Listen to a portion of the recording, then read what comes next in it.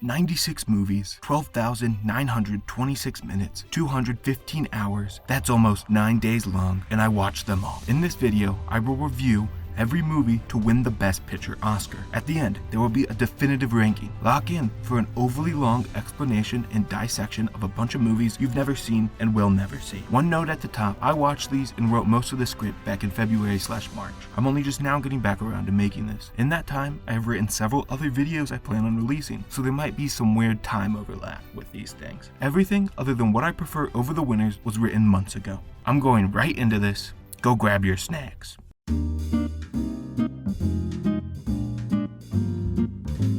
Our very first Best Picture winner is all the way back in 1929 with Wings. But first, we have to ask if Wings is the right movie. The first Academy Awards had 2 awards, one called Outstanding Picture, which Wings won, and another one called Best Unique and Artist Picture. This was the only year they did this. Afterwards, they combined them into one award and retroactively made Wings the Best Picture winner. I bring this up because there might be some people asking where Sunrise, A Song of Two Humans is, but it won't be here because it is not a Best Picture winner. Wings is the story of 2 best friends in love with the same woman who become World War I pilots. Wings is the only true silent movie to be given the award of Best Picture. The main thing to talk about here is just how impressive this movie is. This was made in the 1920s.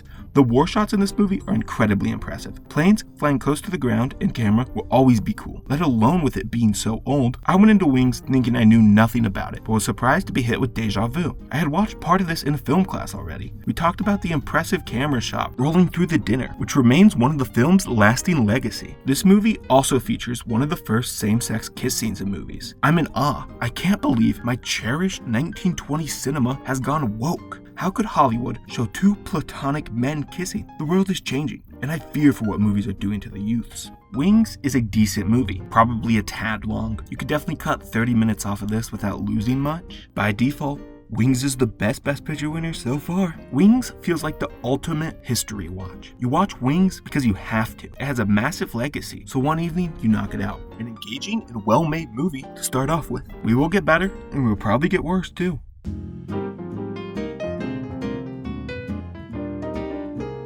Oh no, they broke it already. I knew I'd watched some bad movies. No way all 100 of these can be good, but to already hit a total stinker is rough. Now, to be fair to the Academy, I'm not all that familiar with any other movies that came out in 1929. Broadway Melody might just be the best one, but I have severe lack of doubt on that. Broadway Melody is our first sound movie, putting an end to the long reign silent movies had on this award. It's a musical. You'd hope this is a movie that would take full advantage of the massive technological advancement that is a sound movie. But nope. Not a single song in this movie is all that good. I barely thumped my foot, and I don't remember any of the songs now. In fact, not a single aspect of this is very memorable. Boring characters, dialogue, production design, cinematography, dance scenes, and story. It's all just not very good. There's a deeply uncomfortable scene where a man flirts with his fiance's sister, who he hasn't seen since she was a kid. He talks about how she has grown so much from what he used to know her as. This movie's whole treatment of women is odd. Men are very possessive, and there's no value placed in the women. The women fawn over the men in power. Now, it was 1929, so women weren't respected at all, but that just makes it age like milk. Definitely not a great second movie. If this is the norm, I'm not sure if I can do this whole thing. It's way too soon in the process to be questioning this. But we're in the years towards the start of cinema as a media. It makes sense we are going to be going through some rocky waters here.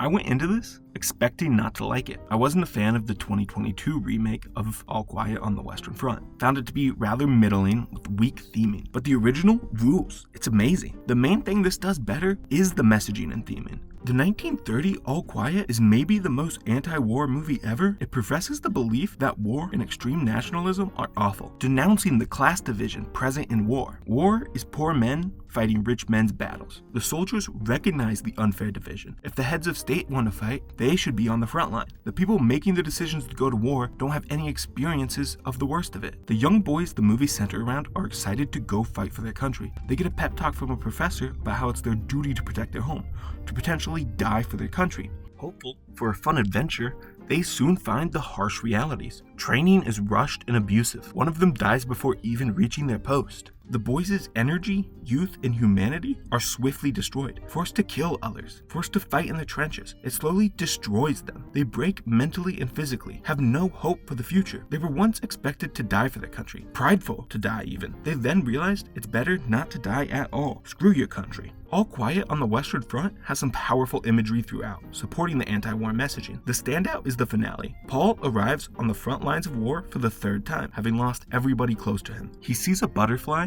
and reaches out to grab it, only to be shot dead, reaching out for the beauty of nature and peacefulness, but he will never make it. Then we see the cemetery of the boys and back to them heading off to war. We are shown their fate and then them going off onto that fate. All Quiet on the Western Front is a heavy, somber movie. It lives in dread, a complete damnation of war and the people who caused the First World War and retroactively the Second. It's also very well made, the most impressive on a technical front so far. It's an important movie, especially considering the time it came out between the world wars. I agree with what it's doing. I definitely respect it, and overall I enjoyed it, but I can't say I had a good time with it. And that's the goal of the movie? I don't know if that makes any sense, but I can't think of any other way to put it. This is the first one I would recommend someone to watch if they asked. Wouldn't go out of my way to recommend it, but it was worth a watch for me.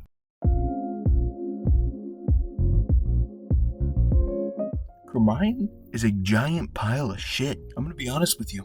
I don't know if I'm pronouncing this title correctly. I could just look it up, but I refuse to do so. This movie doesn't deserve the attention of getting its name proper. There's only one good thing to say about this movie. It starts promising. The first 10 minutes of the Gold Rush are fun and semi-competently made. Not great, kind of fuzzy, but it trips over the bar. And that's the only positive thing I have to say about this. Other than it barely being good for the first 10 minutes, this is one of the hardest watches I've ever gone through. Quite literally. It is hard to watch this movie. The camera quality is worse than movies made decades prior. The audio is unbearable. You can barely hear the bland dialogue and can't tell what's happening on screen. It looked so bad. And then the story and characters also suck. Here we are hyping up Manifest Destiny and the good of the white men, all at the cost of the natives. Our main character is Yancey Cravat. Sidebar. What kind of a name is Yancey? Is that normal? Was that ever normal? Anyway, our boy Yancey can truly do it all. He works for the newspaper, is a lawyer, helps run the town, and organizes the meetings to develop the land. He's basically Superman. And unlike Superman, Yancey is super boring and has no values. Now is a great time to bring up, this movie is pretty racist. It's full of stereotypes. And this is a point I'm going to be coming back to during the entire video. This aged horribly. Maybe this stuff was okay in 1931. I often see people say you should view a film and art from the time period it was made. I can't help but disagree with that. There's no way for me to understand that world. This is 2 years older than my grandpa, who's the oldest person I know. He wouldn't know the culture. There's no way that I can. I'm not going to willfully ignore glaring problematic elements in these movies. This video is to serve as a guide on my thought and let people know what these movies are about. If they are racist or sexist, I'm just going to complain about that because I don't like bigotry and seeing them makes me have a worse time. I am not able to put just how bad this is into words. Top 3 worst movies I've ever seen. Truly amazing that this won Best Picture.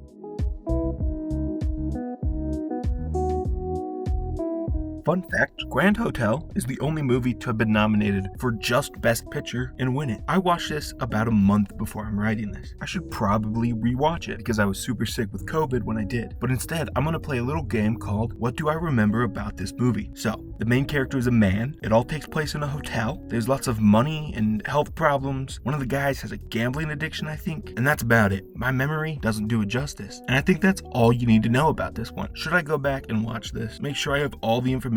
Yes, but I'm not going to. I remember questioning if this would be worth it after watching Grand Hotel. That's just how boring it is, and that's how some of these are gonna go. I don't have tons of stuff to say about all 96, and honestly, this is still better than Cirammron.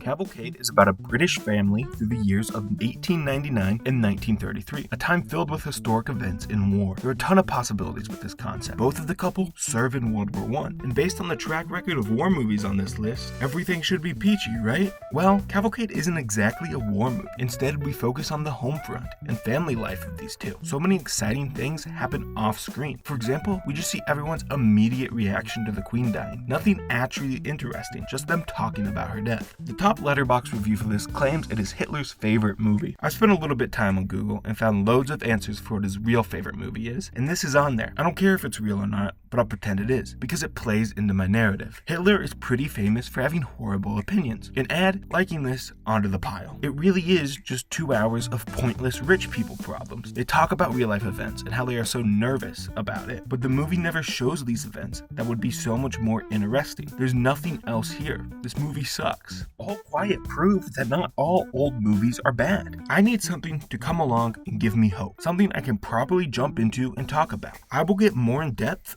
once the movies get worth talking about.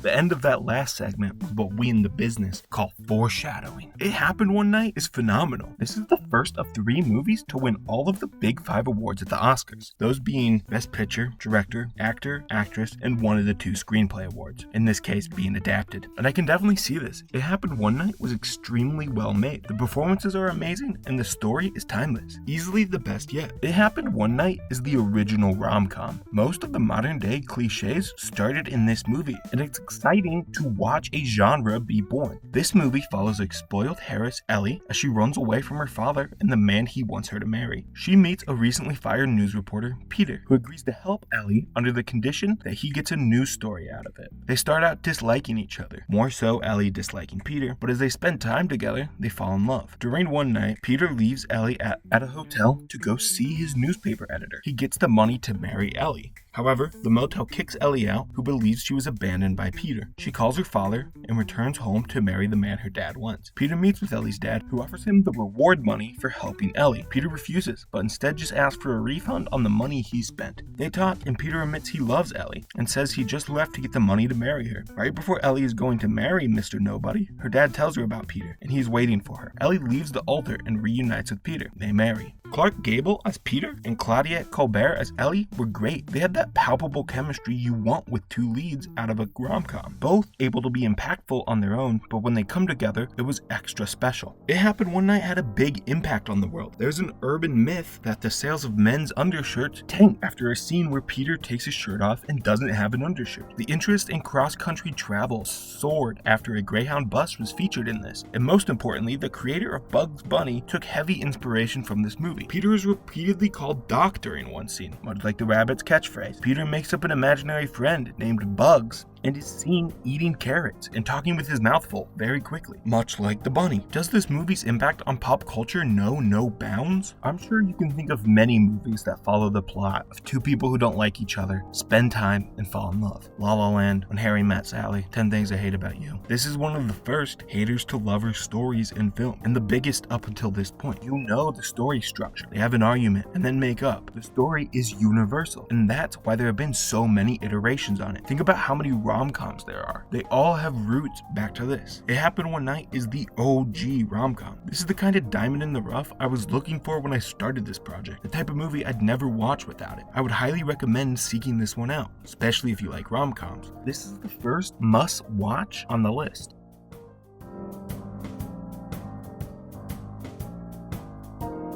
I was looking forward to this one going in. I saw what looked like pirates and heard there was a mutiny and someone coming back for revenge. It seemed awesome. I love swashbuckling, doubloons, parrots, and debauchery. But then it wasn't. It wasn't about pirates at all, but instead a British military boat. Imagine thinking you're going to get an exciting pirate adventure and you end up with the British. Big letdown. The first hour-ish of this movie is setting up why the crewmates want to mutiny. Captain Blee is a tough captain who rules with an iron fist. He harshly punishes anyone who steps out of line. And I think making the crewmates watch this is close to as harsh as those punishments were. It's just not very fun watching this dude be a tyrant while main characters say how wrong he is. They stay at an island for a while, and then one of the captain's punishment kills the ship's surgeon. I just don't care by this point, but they kick him off, and we finally get to see the titular Mutiny on the Bounty, and I can't be bothered. It's not some epic gathering of the lower rank banding together to overthrow their superior. They just squabble before making the captain leave. Maybe I wanted a different movie. Maybe this one is just boring and uninteresting. I got a story about standing up for yourself with a boring romantic subplot instead of the plundering. I shouldn't get my hopes up for any of these movies. Keep the expectations low and I can't be disappointed.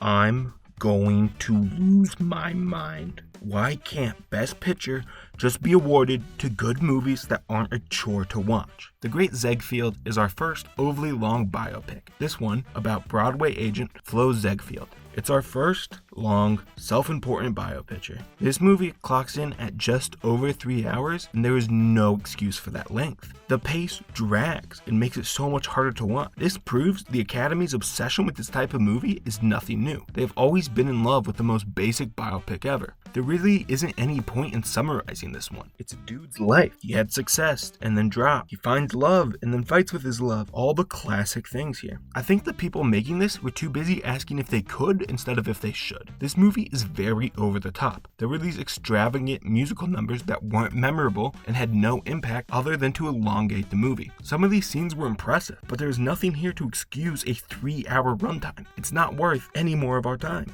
And with this year, we're going to introduce a new segment. This is the first year I have seen a movie other than the Best Picture winner. In these years, I will be highlighting what I've seen and if I'd have given Best Picture to a different movie. In this year, I saw The Crime of Monsieur Lang, and I would have given Best Picture to The Crime of Monsieur Lang. It was fun and far better than this movie. I think it's going to be interesting looking at if Best Picture winners are my favorite. And of course, this segment will become more frequent the later we get.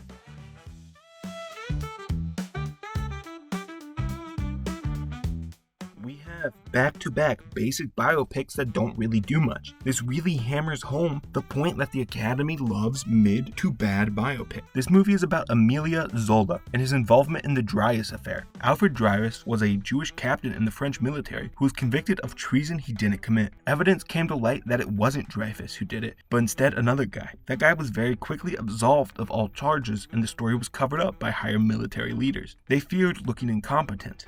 Emilia Zola wrote about the injustices of this and the anti-Semitism that came with the time. It's a really interesting story I can't fully recap, but it has big political and social ramifications behind it. It's a shame they didn't tell that story though. It doesn't touch on Dreyfus being Jewish or the large-scale social radicalism of the time, but instead they told a simple story. He was innocent. This is the first movie I'm able to identify as a product of the political landscape when it was made. This was being made when the Nazi Party had risen to power in Germany. This resulted in Hollywood not touching the topic of anti-Semitism because movies that were anti-Nazi were getting canceled. It resulted in a nothing movie that barely serves as a biopic. It doesn't show what really happened. This isn't some awful movie that hurts to watch, but instead one that feels pointless with little entertainment value. The most interesting thing about the movie is the poster. I was confused by watching because I was trying to figure out who it was on the poster. It's the main character, I think, but it looks nothing like him. Are we serious? These two men are supposed to be the same person?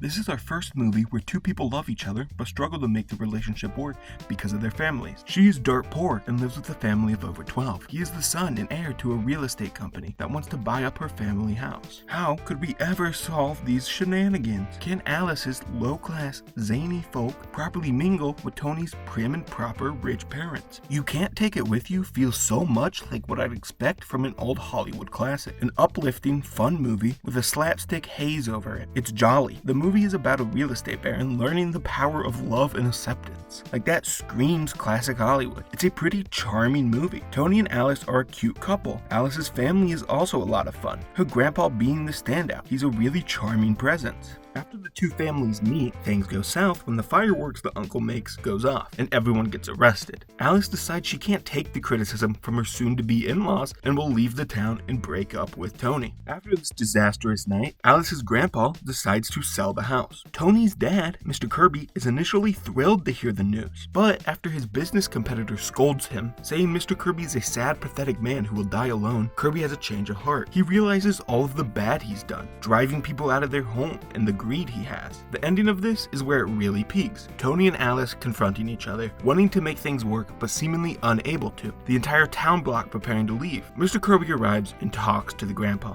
about the kind of man he's been and his desire to change. Grandpa is understanding and accepts. This back and forth has so much heart to it. Kirby opening up for the first time in his life and Grandpa not judging or being harsh. He nurtures and understands Kirby and treats him with respect. He believes that Mr. Kirby has the ability to change. Everything ends happily, of course. the two families merge. This is incredibly fun. The entire cast does a great job, but particularly Lionel Barrymore as the grandpa, and then Jimmy Stewart as Tony. He is so infectious, dancing around and being the heart of the movie. A fun, heartwarming story. This was directed by Frank Capra, who also did It Happened One Night. Frank seems to be the king of these early Hollywood movies and of the early Academy Awards.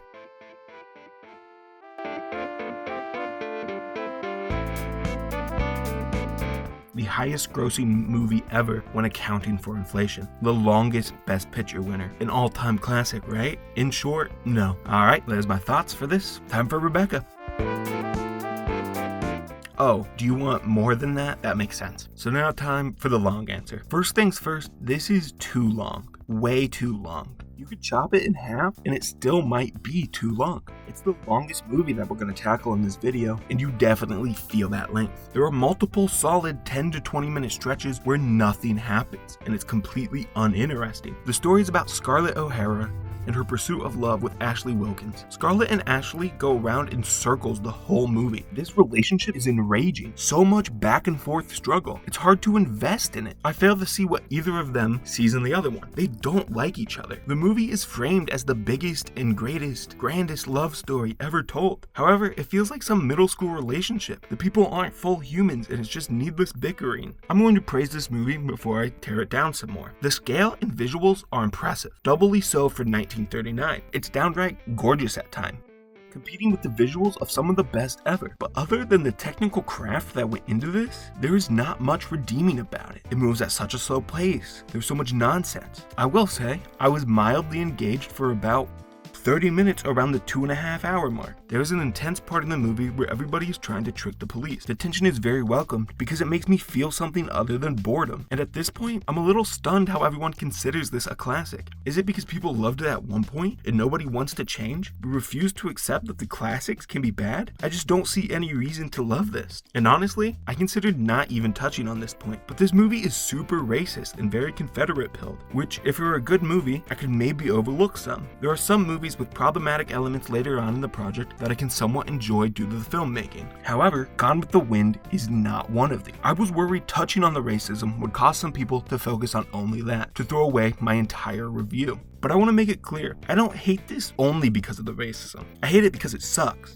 and that it's racist. This thing is filled with racial stereotypes to the brim. Funniest example of Confederate propaganda in this is when Ashley is leaving for war and Scarlett is trying to convince him to stay. He says, "I'm such a sucker for a lost cause." It's like they aren't even trying to hide it. The lost cause myth is dumb, and they came right out and said that that's what they're doing. At least this movie is more watchable than Cirammron. I'm glad I'll never have to waste 1/6 of my day on this ever again. This year, I have also seen a movie called Love Affair. It's fine, but better than this. So Love Affair wins my personal Best Picture award. This movie also has a pretty big Oscar legacy. It had the most noms and wins that stood until 1958 and 1959 respectively. Sidney Howard became the first posthumous win for screenplay. Also, big shout out to Hattie McDaniels for being the first African American to win an Academy Award in supporting actress. She is the best part of this other than the visuals.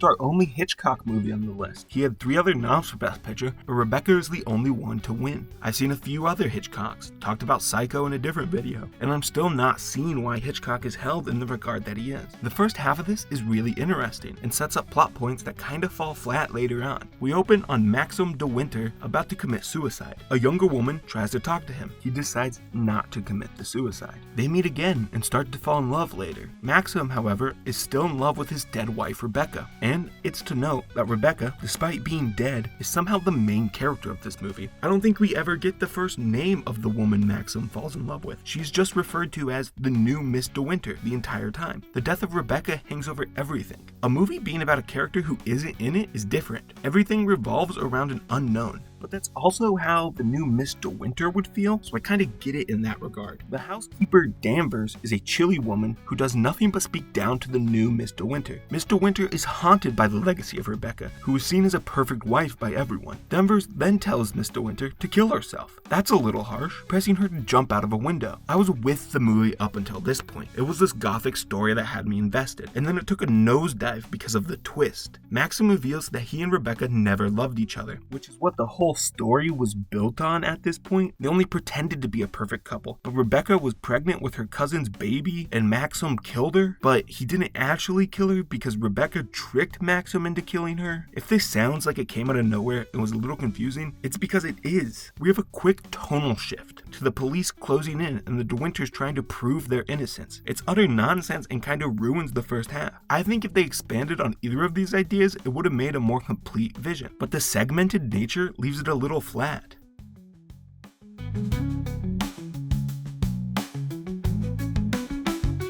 Now, I might be colorblind, but there was no green in this valley. I saw two colors, black and white.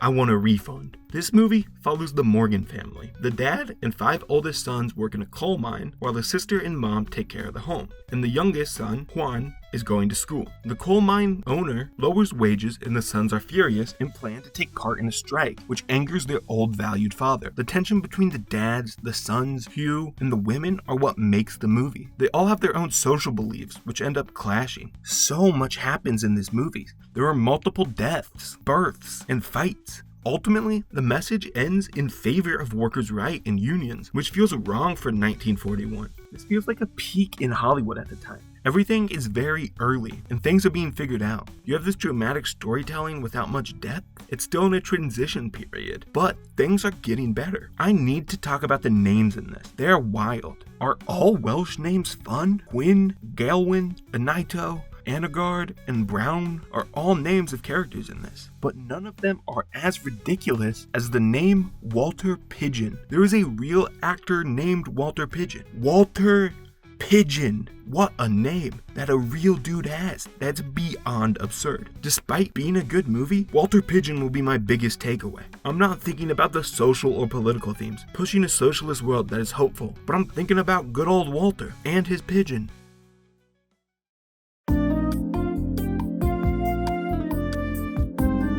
Miss Minerva is another one that goes in one ear and out the other. I have retained nothing from this. I'm struggling with this entry because I just want to redo the Grand Hotel bit, but instead, I will read you the entirety of the plot section on its wiki.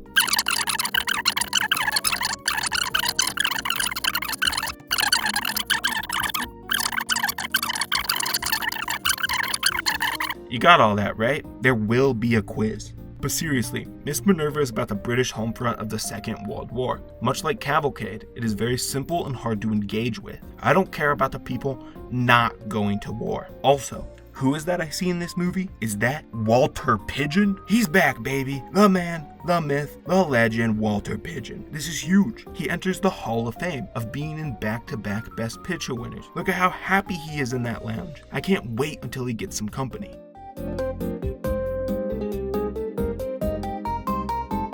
Casablanca is one of those movies that everybody talks about. Everyone hypes it up as one of the greatest of all time. And before I watched it, I was expecting to be disappointed. It's what happens with most of these. However, what everyone says about it is true. Casablanca is in a league of its own. I don't want to be one of those people that says, you need to go watch this old movie. But for real, everybody, you need to go watch this. It's iconic for a reason. The story and themes here are so relatable. Casablanca is about being in transition in life, about personal gain versus the greater good, and about love. Casablanca is a city in Morocco. Our main character, Rick, owns a bar and gambling den there. The place attracts people from all walks of life. People from Vichy, France, Nazis, refugees looking to make it to America, and con men. Rick is supposedly neutral in all these politics, despite his own past. After Rick gets a hold of papers that let people escape, Isa Lund shows up. Rick was in love with Isa until she disappeared, escaping the German army with her Czechoslovakian resistance leader husband. Isa enters Rick's bar and reunites with the pianist Sam. She gets him to play a band song. Rick is furious and goes to chew Sam out, but sees Ilsa. He is immediately conflicted. He still has feelings and loves her, but has tried to move on. He was burnt by the sudden abandonment. Our two main characters have infectious chemistry. Their conversation toes a line of flirty but bitter. Their reunion is bittersweet for the both of them. They meet in the abandoned bar later. Isla explains that when she fell in love with Rick, she had assumed her husband had been killed, but this turned out to be wrong. The tension between these two is impalpable. They're in love, but can't be together. Isla threatens Rick with a gun, telling him to give over the papers. Without much convincing, Rick agrees to help them escape together. Rick knows that she's in love with Sam. Sam is arrested, and Rick persuades the police to let him free, telling the police that he's going to frame him for a far worse crime. However, Rick holds a police officer at gunpoint, letting Sam and Isla escape. He sacrifices his feelings for Isla so she can be with her true partner. It's implied Rick is going to join Free France in an attempt to do some good in the world. He finally picks a side. The acting in this is beyond good. Humphrey Bogart and Ingmar Bergman effortlessly make Rick and Isla feel alive. They are locked in together, and neither of them drops the ball. Two actors at the peak of their game, bouncing off one another. Honestly, Casablanca can show its age at times. While it still looks good, it's not the best ever. The editing and cinematography are fine, nothing to stand out with, but that's not what I care about in movies as much. It's how they make me feel, and Casablanca makes me feel so much. It's a phenomenally written movie. Probably one of my favorite screenplays ever. The one-liners are iconic and quotable. Here's looking at you, kid. Of all the gin joints in all the towns in all the world, she walks into mine. We'll always have Paris. I think this is the beginning of a beautiful friendship. And most importantly, the best roast ever. A man asks Rick, "You despise me, Rick, don't you?" And Rick responds, "If I gave you any thought, I probably would." If I was that dude, I'd never show my face in town again. So brutal on every level. I don't hate you because you're not worth my time. What a line. And it's one of many lines from this phenomenal movie. Casablanca is the type of movie that makes me want to make movies. The type of movie I hope to be able to write someday. Layered, emotional, engaging. A human story. A true masterpiece. The conflict is of Rick and Issa loving each other, but they can't work. And they don't. I'm a sucker for stories where the main characters don't end up. It's hard to come up with anything new to say about Casablanca. Easily the best movie yet. One of my favorite movies ever. Watch it right now. Pause the video and go sit down and watch this.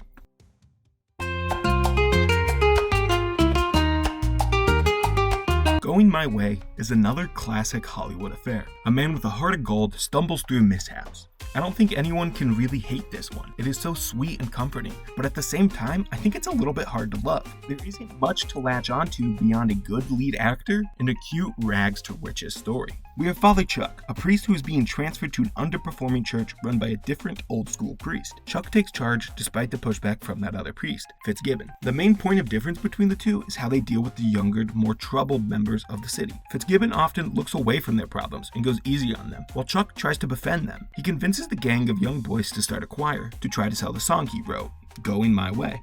The song kinda goes hard. It's a great song. They do a big performance of the song, but the music executive doesn't think it would sell enough. So they instead sing a different song that the music executive does buy, which I don't really get why we switched the songs at the very last minute, but okay. So, the church no longer has money problems. Hooray. End of the story, right? No, the church catches on fire, and Chuck flies Fitzgibbon's mom to America despite their fights. I really don't understand why the church had to catch on fire at the end. It's just a small footnote that they don't really touch on. Chuck has a heart of gold. He's a very welcoming and warming presence. He's the standout character of it all. We are early on, and we'll keep seeing this, but Going My Way is carried by its lead actor, Bing Crosby. He is so loving and trusting, feels like someone you want to be friends with. This movie did something I thought was impossible, a once-in-a-lifetime achievement. They humanized a priest, and that's gotta count for something.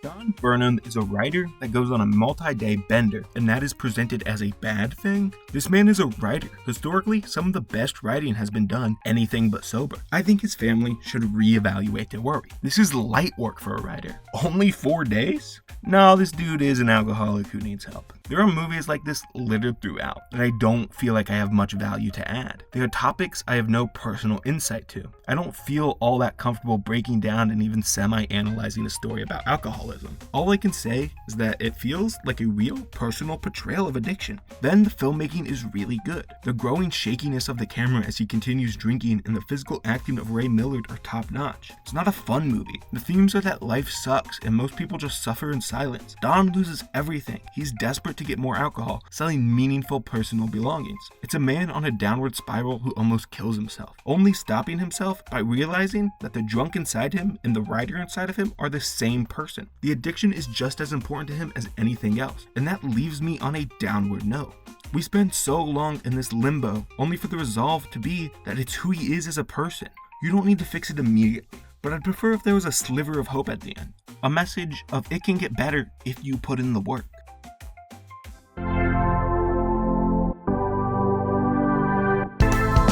The best years of our lives comes from the director of Miss Minerva, William Wyler. This is the second of 3 movies to win Best Picture, and I've become familiar with some of his other movies since watching the 3 for this. I don't know what happened with Miss Minerva, because I quite like most of his other movies. The Best Years of Our Life is unique. It's a big 3-hour-long movie tearing apart what war does to a person, helmed by some of the biggest actors and director in Hollywood. It came out in December, on Christmas of 1946, just months after the end of the Second World War. This hits theaters on Christmas. It's about 3 soldiers returning home from World War II and struggling with their self-worth and reintegration into normal life. A nice Christmas present of 3 men questioning whether or not there's value in post-war life. Bring the kids, they are sure to love the existential themes. They struggle to find and keep jobs, to keep their relationships afloat. One of them is getting divorced and he turns to alcohol. The 3 of them form a friendship and are there for each other. Due to their friendship, they do start to rebound, and there is a happy ending here filled with optimism. There is uncertainty surrounding everything in this movie. The characters aren't sure what the world will look like post-World War II. The dropping of the atomic bombs shattered the culture. It made it clear just how insignificant a person can be. I was born into a world with nuclear powers already, and haven't lived through the use of a bomb like that. So it feels as if, due to time, we've all been a little desensitized to it. But this movie paints just how scary the world change like that can be, the fear it would instill in everyone.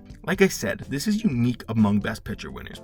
Other movies sorta deal with post-war life and war, but not in the grand and compassionate way this one did. And it's not just a movie about post-war life, it's effortlessly a drama. 3 different character pieces, romance, comedy, and is filled with social commentary relevant to the time and modern day. This is a grand piece of filmmaking that gives you every emotion. A massive step up from Miss Minerva, and still not Wyler's best.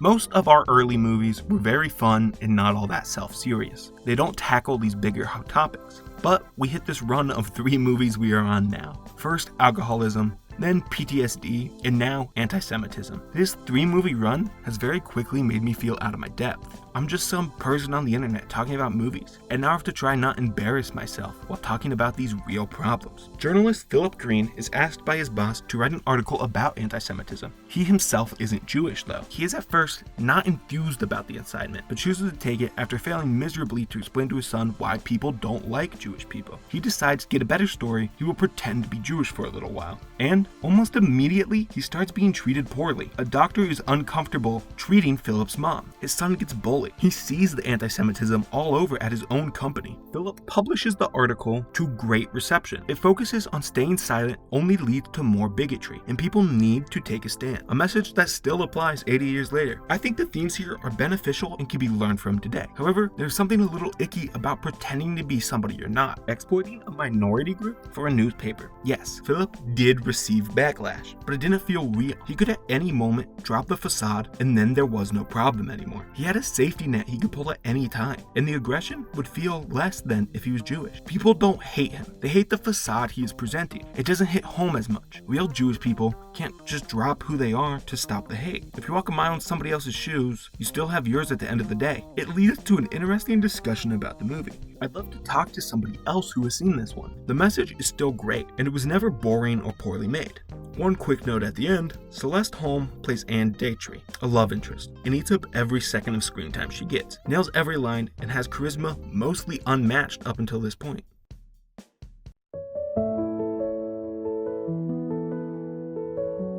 I'm not going to recap the story of Hamlet. You know what happens in Hamlet. And if you don't, I'm willing to bet you know what happens in The Lion King. They are the same story. So I'm going right into my thoughts. Are you seated? Because I'm about to blow your mind. If I had one word to describe this, it would be Shakespearean. I know.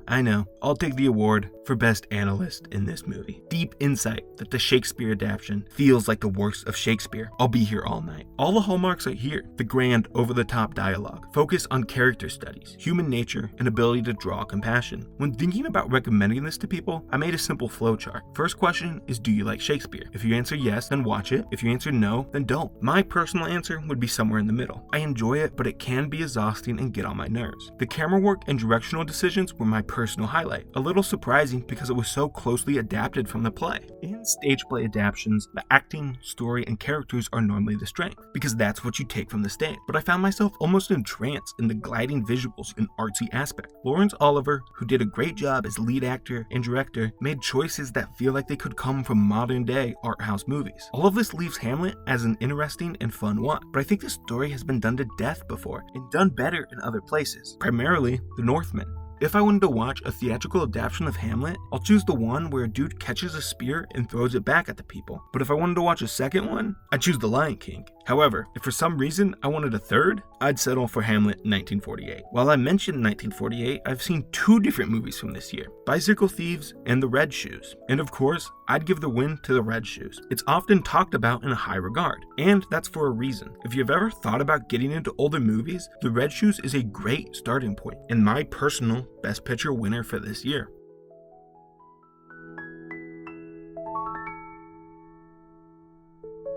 All the King's Men is a story of Willie Stark and his rise to power in politics. Broderick Crawford puts an amazing performance here as Willie. He starts off as a humble small-town lawyer, trying to stick it to the people in power, and slowly transforms and corrupts into a power-hungry politician by the end, going from a man fighting for the good of the people to a man fighting for the good of himself. Stark engages in blackmail and backroom deal. This leads to an impeachment trial. The very behavior he spoke out against earlier in the movie is what he is now on trial for. The trial ends up corrupt and Starks is acquitted. Willie slowly warped from a beloved underdog fighting for the people into a monster at the top who stepped on the people that lifted him up to be there. Now, I wonder why a piece of shit politician who believes they are above the law and is corrupt feels so familiar these days. Despite coming out over 75 years ago, the themes and story of All the King's Men are still prevalent. All this means the movie just made me feel bad. It's a warning about absolute power corrupting absolutely. A warning we did not understand and still haven't properly learned. A good movie, but I wish I felt more connected to the message and outcome. That's really all I feel about this one.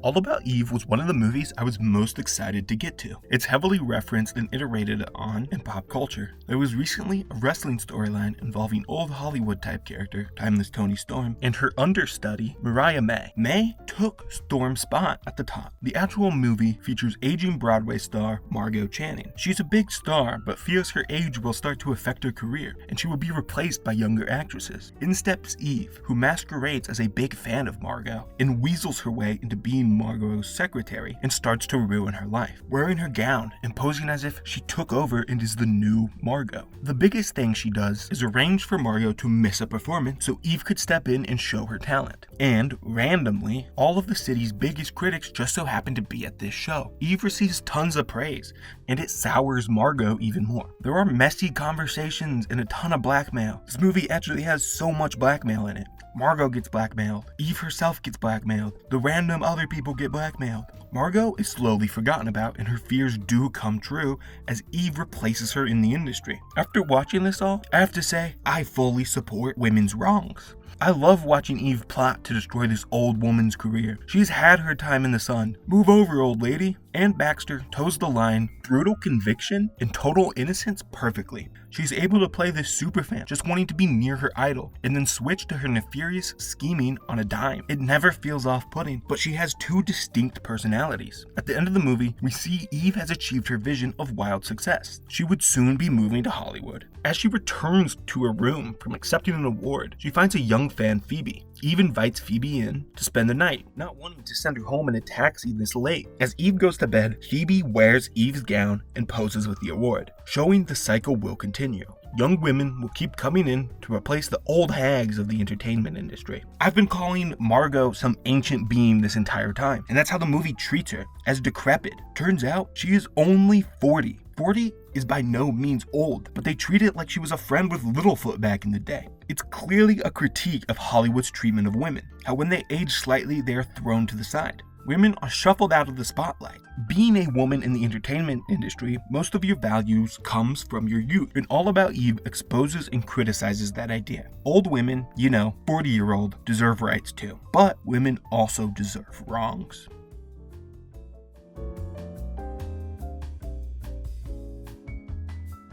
This is the arrival of color. While we still have a few more black and white movies, soon we'll be entirely in color. One of my biggest pleasures in movies is Technicolor. An American in Paris is the perfect movie to introduce that era, even if it's not the first. This movie is gorgeous. You could tell they were trying things out with the color. Everything is so vibrant in a way we don't see anymore. Those red dresses pop on the screen. It's so easy to get lost in the visual flourish, especially compared to today's flatter color schemes. How could movies like The Gray Man be okay with the sludge gray mess they have? It's so boring. Even something like Dune, a visually stunning movie, doesn't use color like An American in Paris did. Hollywood moved away from this type of coloring because it was expensive, giving way to darker and grittier cinematography we'll see when we reach The Godfather or Ordinary People. But it can't be that expensive anymore, can it? We should be going back to this. I'm not talking about the plot of this because it doesn't matter. And I mean that as respectfully as that sentence can be. The story isn't the highlight here. It's the world, color, music, and dance scenes that are important. The Broadway Melody wishes its musical numbers were as entertaining as Gene Kelly tap dancing. You are just vibing with this movie. It makes me want to live in Paris, to dance my heart and problems away. Although I enjoyed An American in Paris, I prefer the Indian film Awara, making the first foreign winner of my personal awards. Wonder how long it would take the actual Academy. It seems as if we hit our first good streak of movies. It's been a while since we have had a truly bad one. Hopefully we don't hit another road bump anytime soon.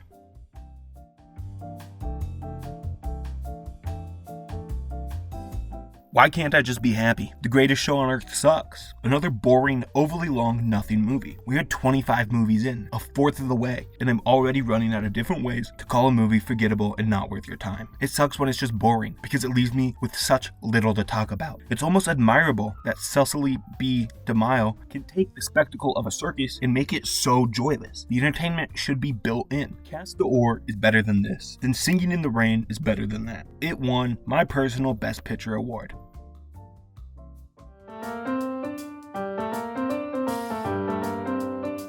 When this movie gets talked about, everyone points to this one scene where two people kiss on the beach. And I can see why. Easily the best part of the movie. Iconic for a reason. I've mentioned in struggling to write about some of these, I worry about repeating the same thoughts over and over. A lot of these early movies are just forgettable. There isn't much to say about them. They aren't bad, necessarily, just fine. And fine is uninteresting to talk about. This was another point I really considered quitting the whole thing. While there have definitely been standouts, I've had to swim through oceans of nonsense. In an effort to keep this video shorter, I've decided I don't need to force myself to have opinions on every movie. As much as I'd like to dive into every movie, some of them aren't worth my time. If I skim over your favorite or one you really want to hear me talk about, I'm sorry. Just like better movies. For example, the movies I would have nominated for Best Picture are Gentlemen Prefer Blondes, Roman Holiday, and How to Marry a Millionaire. How could I not like the Audrey Hepburn and William Wyler team up and release Roman Holiday? It wins my Best Picture. For me, this is Hepburn at her most charming.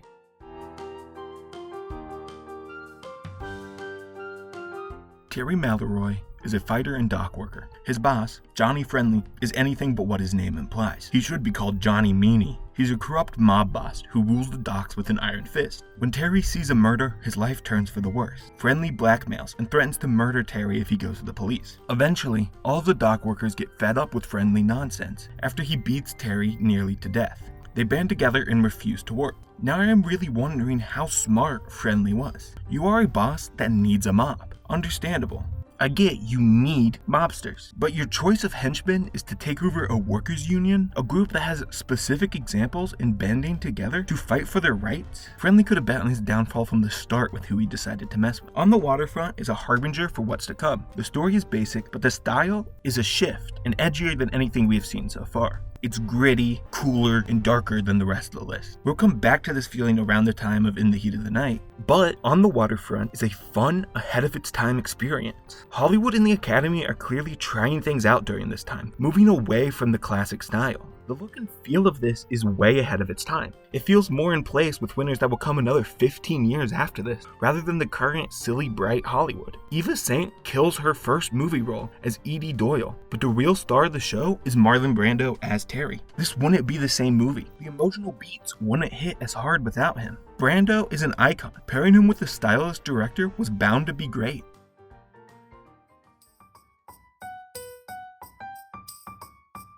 Marty is a simple story, and more grounded/lived in than the streak of movies we have been on. It's a rom-com. Our main character, Marty, feels straight out of the older time period. He feels similar to our leading men from You Can't Take It With You and Going My Way. He is well-mannered and has a good moral compass. Marty is just a dude who has love to give and wants to be loved back, is willing to treat women the right way. He meets teacher Clara. They hit it off and start developing feelings for each other. Despite everyone in Marty's life pushing him to get a life, they are convinced he can do better than Clara, which is crazy. His mom and friends keep calling her ugly, which first off, no, and second off, it doesn't even matter. I was decently engaged for the first hour of this, but then the last half an hour dragged on, making what is the shortest Best Picture winner feel like a little bit of a snooze fest. As soon as Marty parts way with Clara and the movie turns into a will they won't they, I just don't care anymore. They will. These characters themselves aren't likable enough, like rom-com characters should be.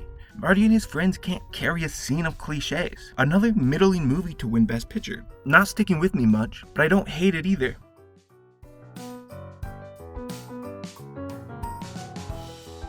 Ugh, this one sucked. Way too long. This would have been better if it was just a little animation that plays with the credits. Our main character is Phileas Fogg, who should go down in the Hall of Fame that is awful character names. He makes a bet with a bunch of rich dudes that he can travel around the world in 80 days. He's in a race against time, and the movie has zero urgency. Fogg in the movie travels at the pace of a turtle, not a fit young turtle, or the Ninja Turtles, an old and sick turtle, so a really slow turtle. Honestly, not much of the actual journey is worth mentioning. Fogg has a servant who keeps calling him master. It's uncomfortable. There is just a little bit of cultural appropriation, and by just a little bit, I mean a lot, but that barely even affects the movie because it's so boring and unengaging. The cultural appropriation at least made me feel something, unlike the rest of it, which doesn't feel like a nice thing to say, but it got my attention, not in a good way. There's a meaningless love story in here. Around the World in 80 Days does nothing to justify being the 6th longest watch in this project. The ending to the movie is also really cheap. They return home and think they have failed, but it turns out they went around the world in the opposite way, meaning time zones give them an extra day. They win the bet. That's outrageous. The name of this movie should be Around the World in 81 Days, because the rich dudes were correct. He couldn't do it in 80 days. Fogg came in with the biggest scam in the history of bets, one of the contenders for the bottom.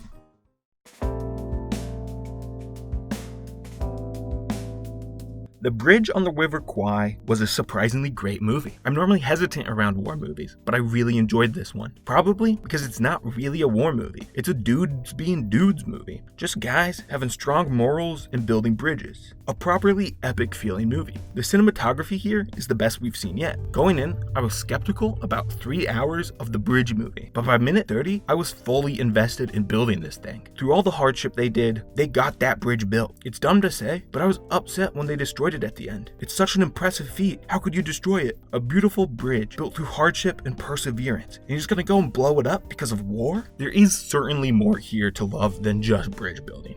The movie is super patriotic, talking about the American work ethic and engineering, and America being better than Japan in all these ways. Which I'm not the type of person to fall for this America is the greatest type messaging. America is the best nation in the world. This shouldn't work for me, but ends up being on the podium for my favorite so far. I think it's because of the individuals in this. Their resilience and likability carried it. I enjoyed the characters and wanted to watch them succeed. I'm not happy that America or the military succeeded. I'm glad that these characters did.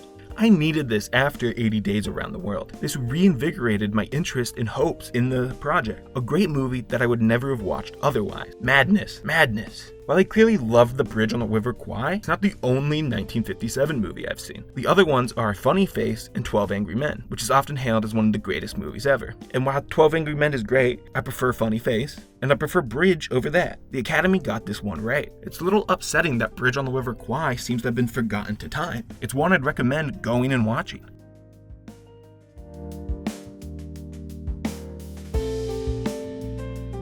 Why can't we just have 2 good movies in a row? With Gigi, we have a child grooming musical. Gigi is a 15-year-old who is pursued by a fully grown man. Let's play a game. I'm going to give you 4 lines. I need you to tell me which one is a real line from the movie and which 3 I made up. Keep in mind that these would all be about a 15-year-old. Thank heaven for little girls. They grow up in the most delightful way. She looks adorable, so fresh, so eager, so young. She can amuse you for months. Oh Gigi, you've been growing up before my very eyes. Oh Gigi, you're not all that funny little awkward girl. She's a child, a clumsy child. And the line actually in the movie is all of them. It's gross, and honestly, I felt gross reading them out right now. The movie constantly sexualizes children. There's a song in this movie called Thank Heavens for Little Girls. I don't know how this wasn't considered creepy even in 1958. The story sucks too. Gigi is pushed into this relationship by her grandma for the money. Awful. There's also so much misogyny here too. Gaston is put up on the pedestal. He has all the value and he can provide for Gigi. And Gigi's only purpose in this movie is to become a good wife. It's all her grandma teaches her to do. I will say, the costumes in this are great. And another great use of color. But it was hard to watch due to the creepiness. I would have given the award to Vertigo. I'm not even a huge fan of Vertigo. It's fine, but not much more. However, it decisively clears Gigi. The Bridge on the River Kwai makes me thankful I am doing this. Gigi is the exact opposite movie. It makes me question going forward. Is it worth it if I run into the movie equivalent of water torture every few minutes?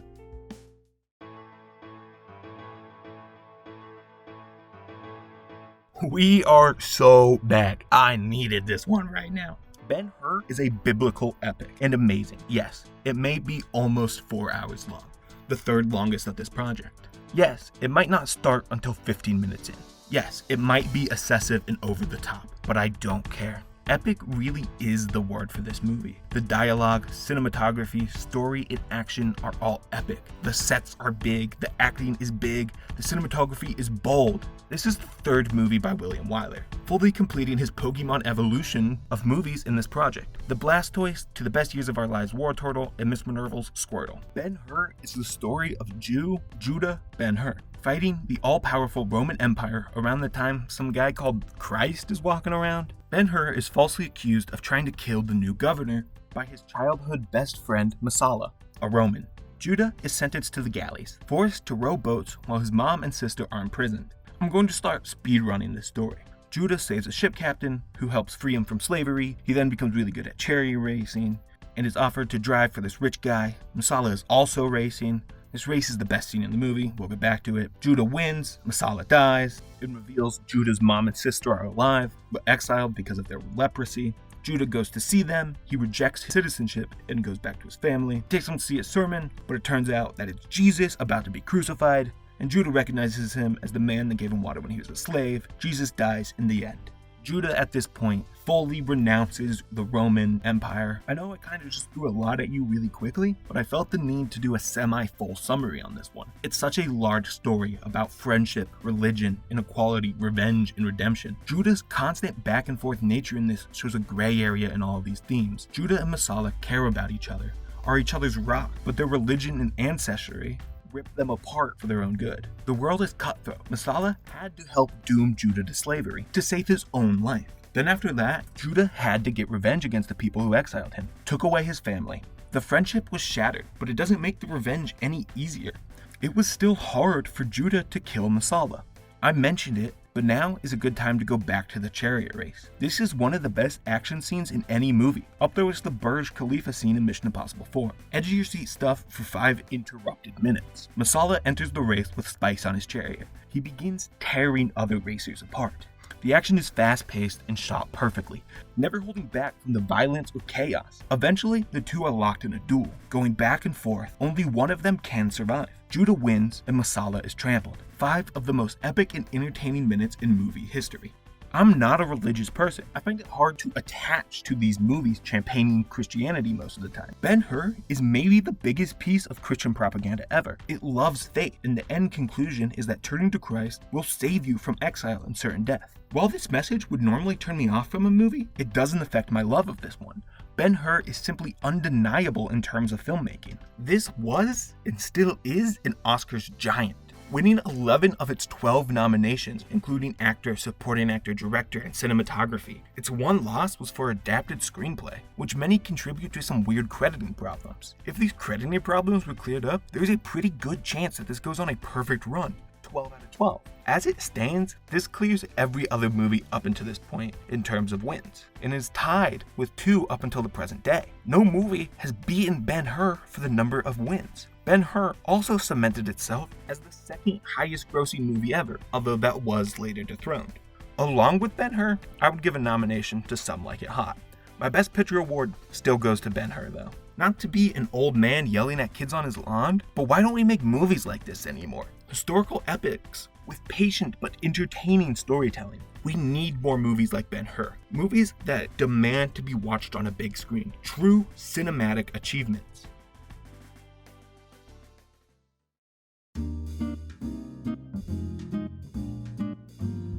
This is a movie I need somebody to explain to me. Why is this considered one of the best movies ever? It's about Bud Baxter, who's climbing the corporate ladder at his insurance job by letting the higher-ups use his apartment for their affairs. He is also in love with Fran, an elevator operator there. He spends most of his time cleaning up problems left behind by the executives and not having a social life. The guy in charge of Baxter's promotion then takes Fran to Baxter's apartment and promises to divorce his wife for her. Baxter finds Fran in his bed, overdosing from a suicide attempt. He gets a doctor next door to help, claiming it was his fault. This keeps going on in circles. He keeps taking the blame for everything. After getting the promotion, he's expected to hand over the keys to his apartment again, but he quits and starts packing up to move out of the city. Fran and Baxter get together. Hooray! It's a fun 3-star movie, but one of the best ever. This is the second highest Best Picture winner when looking at the Sight and Sound Top 100, and 4th highest on the top 250 of Letterboxd when it comes to Best Picture winners. I'm just confused. It's a lot about your personal life and what you're willing to sacrifice to get ahead in the corporate world.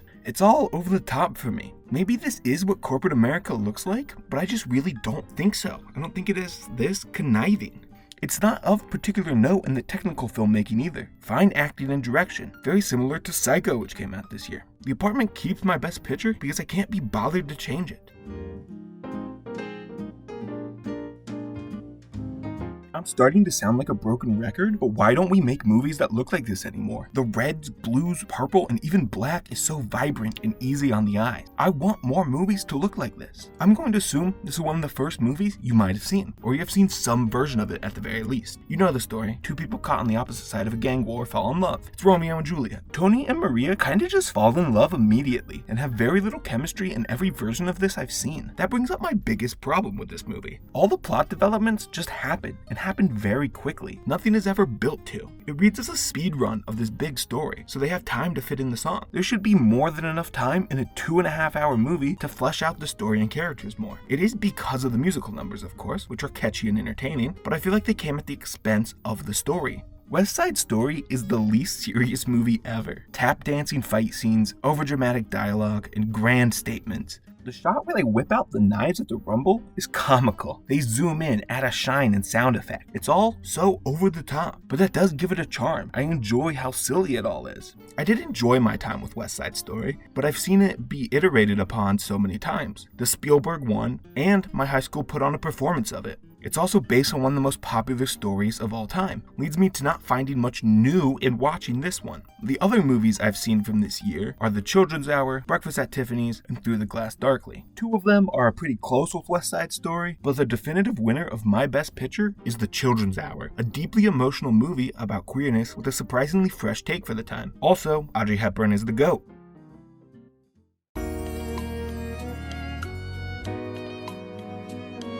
My feelings on this movie are pretty opposite from the Ben-Hur review. I took a couple days of break from this project at this point. I wasn't ready for another 4-hour movie so close to Ben-Hur. Before I started watching this, I was on YouTube. I saw a nearly 5-hour Among Us VOD, and I had a decision to make. I could make progress on my Best Picture project, or I could watch 5 hours of Among Us. I decided to watch Lawrence of Arabia, but that was not the correct decision. Lawrence of Arabia is our second longest movie, and is a biographical political epic about T.E. Lawrence. It feels epic and biblical in nature. I think this movie would have been best suited for a big screen. Unfortunately, I watched it on my little laptop. The best comparison I can make with this movie is the first Dune. They are both overly long, beloved movies about people walking in the desert and vague political nonsense going on. Like, sure, it's pretty, but I can't connect with much more. Just people in rooms making statements that mean nothing to me. Also, a weird note is the intermission is just a black screen. Not even the words intermission comes up. That's weird. Like, do a proper intermission card.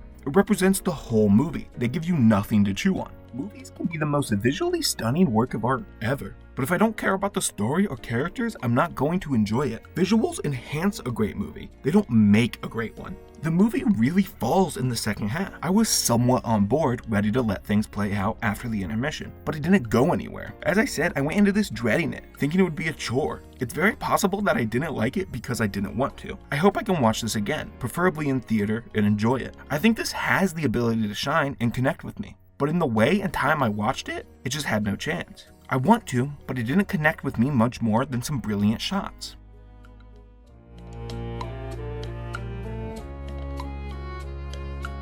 Tom Jones feels like you'd see it on the TV at your grandma's house. This movie won Best Picture and is in the Criterion Collection? Also being nominated for 10 Oscars? That's crazy. Genuinely hard to believe. These people must have been on something. It's not like the public consensus on this now is good.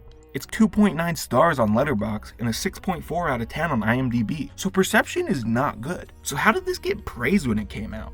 Tom Jones is one of the most basic and uninspired love stories I've seen. There is no chemistry. A rom-com with very little rom and even less com. And you kinda need both of those for this kind of movie. But instead, we have this dull story, a worse version of many other love stories. One of its biggest crimes is just not doing anything to set it apart. If you go with a basic story, man and woman love each other but can't be together for insert reason here, you have to do something to elevate it. Tom himself isn't a likable character. He's very childish and also British. He is, like the movie itself, obnoxious and hard to watch. Deeply unfunny. I did not laugh a single time during this comedy.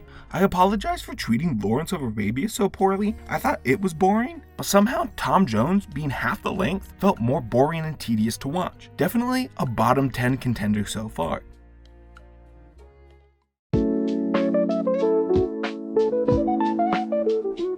One thing I'm noticing with movies at this point is that they have really long opening credits at the start. This one went on for 4.5 minutes, and a decent amount of them in the past have had similar length intros. It's not necessarily bad, sets the mood with music, but I don't think we have that in movies anymore. My Fair Lady is low-key a horror movie. Its story is so creepy. Lower class Elizabeth Doolittle is taken in to be trained by vocal coach Professor Higgins. He has a bet going on that he can turn her into a proper woman and get rid of her accent. This is sort of the original She's All That. He instills these upper class values into her and teaches her how to be fancy and ladylike. Higgins sucks as a character. He is a creepy, controlling, abusive, misogynistic incel, constantly talking about how marriage isn't for him and how much women suck. We are going to play the game of which of these lines are said in the movie. A. I want to find the girl. She belongs to me. I paid £5 for her. B. Why can't a woman be more like a man? Men are so honest, so thoroughly square. C. The question is not whether I've treated you rudely, but whether you've ever heard me treat anyone else better. D. She's so deliciously low, so horribly dirty.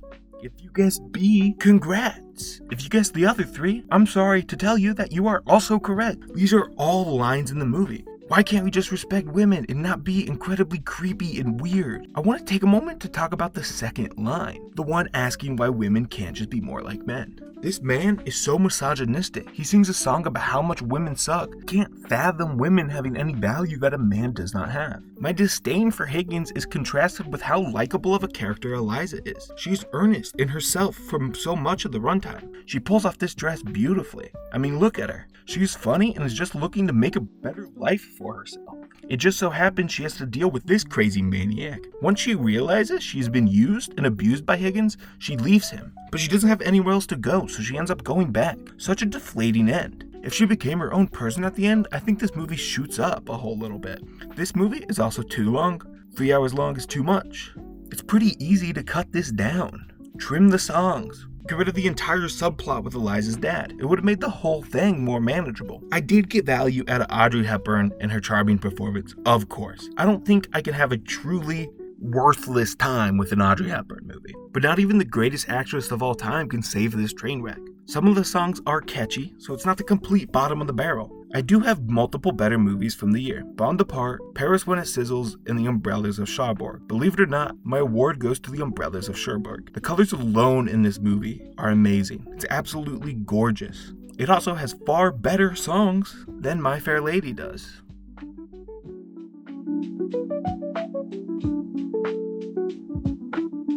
The Sound of Music feels iconic. Maybe because I remember it being on in my house a decent amount as a kid. The music is something that I wake up with in my ear sometimes. And this is the very first time I've ever sat down to watch it in full. I know almost every song in this. The music is amazing and a strong part of the movie. I went into this project thinking I liked musical and romance movies, but that's kind of being questioned at this point. I haven't been head over heels about either of those aspects of these watches. Maybe I just need it to be done in a certain way. I did enjoy the musical aspect of this, as I said, but it sort of made me think and realize I haven't enjoyed many of the other musicals. The Sound of Music displays my problem with a lot of romance movies. It's that one half of the couple are so boring. I fail to understand what Maria sees in Captain Von Trapp. He's boring and constantly wishy-washy in his feelings, unreliable, and doesn't seem to care for his kids. On the other hand, you have Maria, who is amazing. She has solutions for everything, is great with the kids, and can sing. I just don't understand what she's getting out of this relationship.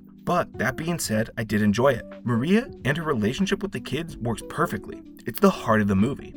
Von Trapp singing at the end is emotional. I'll give it to him. This one thing works. Ultimately, I think this fell ill to the classic syndrome. The more people hype up a movie, the more likely it is to not connect. I don't want to come off like I hated it.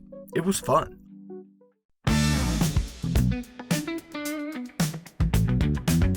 I'm getting tired at this point. Maybe I should slow down. I've been moving through 2 to 4 of these movies a day on top of everything else in my life, and I think that fatigue is starting to show. This was fine. King Henry wants his chancellor, Thomas More, to swear on an oath and declare him the head of the church in England. Thomas doesn't want to give one man all this power and is ready to die on that hill. It's a movie about oaths and what they mean to certain people, which I don't relate to. Not religious, so all the talk about God and an oath to him or swearing on him doesn't hit me. It has most of the pieces of a great movie. Great cast, sets, costumes, dramatic storytelling, big monologues, back and forth courtroom scenes, and emotional beat throughout. But there's something missing here. I don't hate it, I don't love it, middle of the road. I will say, this feels like one of the first Oscar movies, particularly in the acting. It won Best Actor and got noms for both supporting categories. The acting is over the top, feels like it's been done to get attention or appeal to an Academy audience. I wonder how much more we will have of this. How much Best Picture overlaps with these Oscar bait performances. Moving on from talking about Oscar bait to now talking about me bait. Another year, another Audrey Hepburn movie. This year's winner, for me, would be How to Steal a Million. I'm running out of ways to say I'm obsessed with Hepburn, but I am. At least this is her last appearance in this video, so you don't have to hear me mention her anymore.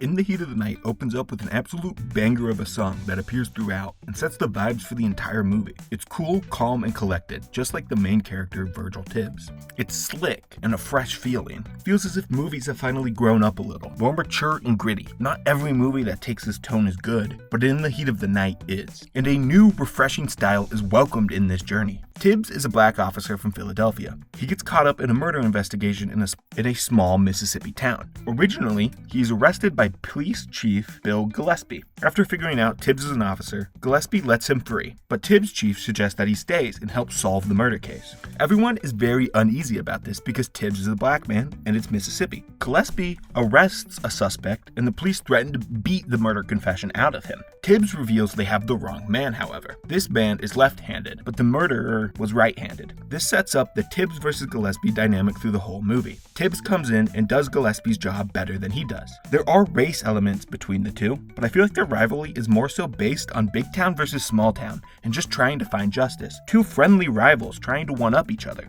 They grow closer throughout the movie, and by the end, they respect and care for each other. Tibbs obviously faces racism throughout. He is questioning a suspect that's a former slave slave owner, who slaps him, and Tibbs slaps back, not willing to take it. Gillespie was stunned, but didn't do anything to intervene. Tibbs was almost murdered by 4 men, but he keeps at it, looking to solve the case. The racial themes are on the nose a bit, but it's nice to see one of these movies lean towards the good message in that way. There's also so much more here than a lecture. As I said, the movie is cool. The neo-noir elements and Tibbs' character makes the film. It is a bit slow moving, kind of like a stroll. But I don't care because of how entertaining Tibbs is. It has a newer feel than any movie so far. Like we're entering a new era, which I'm excited for. The mystery here is fine. Nothing special, but it plays the role. The investigation of who the killer is at the end isn't that much of what makes this movie good. The heart and soul of this really is Sidney Poitier's performance as Tibbs. Sidney has me looking forward to watch more of his movies, but just this one. Also, the scene of Tibbs slapping the slave owner is very important to movie history. The first big example of a black character fighting back physically against racism. This was the pick-me-up I needed. Would recommend In the Heat of the Night.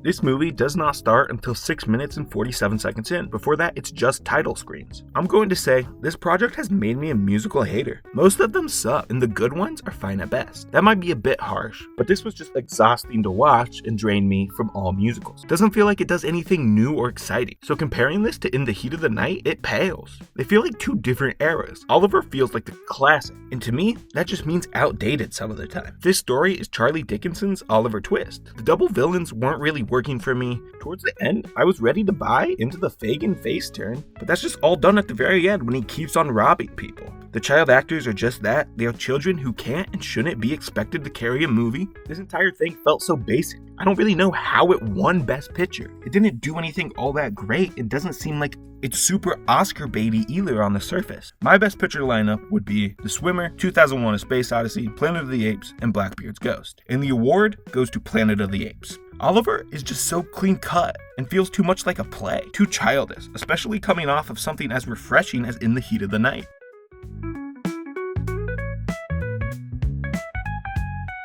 Another quick tonal shift. Midnight Cowboy is the only X-rated movie, which is the NC-17 rating today, to win Best Picture. Because of that, there are some very adult themes in this. It touches on sexual assault, and there are slurs. I don't feel like I need to go into all these, as I don't know what I'm talking about, but if you think you're going to watch this, that is a part of it. There's also a decent amount of sex in this one. It's a movie about Joe, a prostitute cowboy, and his business partner, Rico Ratso Rizzo. Joe moves to New York and is very unsuccessful in his prostituting.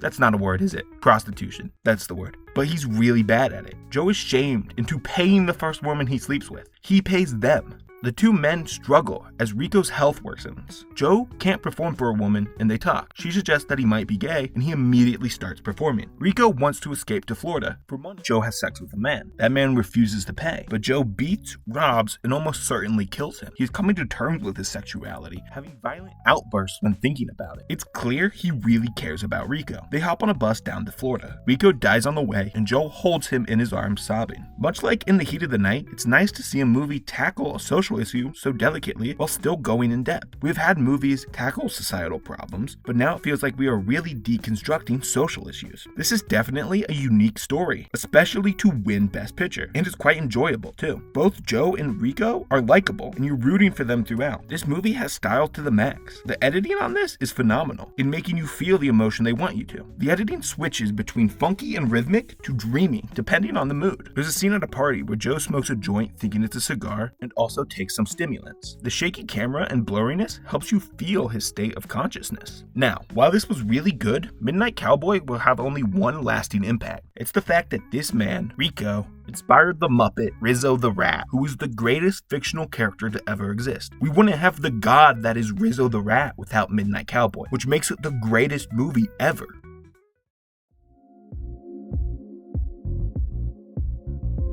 When I say I don't like war movies, this was the movie I was imagining. Hyped up patriotism, annoying hard-nosed generals, exhausting lectures about rank and respect, overly long, uninteresting battle scenes. The actual fighting was more interesting and impressive in Wings than this. This movie is about George Patton and his efforts in World War II.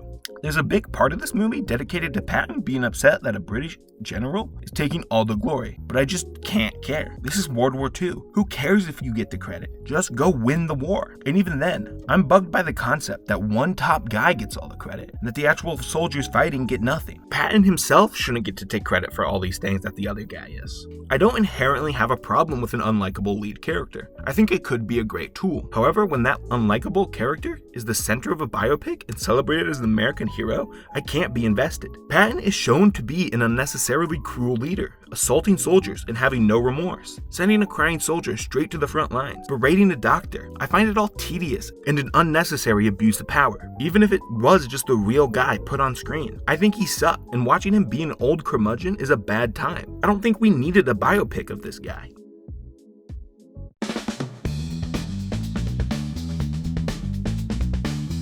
The French Connection is a pretty well-made movie. It follows Detective Popeye Boyle as he tracks down a French drug dealer who is the key to busting a large-scale heroin smuggling scheme. It's a fun detective story, with the back and forth that comes with the genre, but all that really is second to the filmmaking here. The biggest example is the scene of Popeye chasing down a subway cart in a car. The 8-minute clip is on YouTube. I would recommend seeking it out if you don't plan on watching the full movie. It's a really impressive sequence, all done practically. I'm a sucker for practical stunts like this. They strapped a camera to a car and drove around. It feels like a level up on what most of we've had so far. We're starting to get better and better. People are playing with what film can do more and more, and the Academy is starting to catch up. Not only is the cinematography really good, but the sound mixing is too. It doesn't overwhelm you with music, but just lets the actual sounds you'd hear take the lead. During the car chases, you hear the engines and constant horns beeping. It's refreshing to just let the natural sounds take over compared to some others. While I've heaped large amounts of praise onto the French Connection, my lack of connection to the story leaves me wanting a little bit more. It's good, but doesn't crack the very top of the ranking.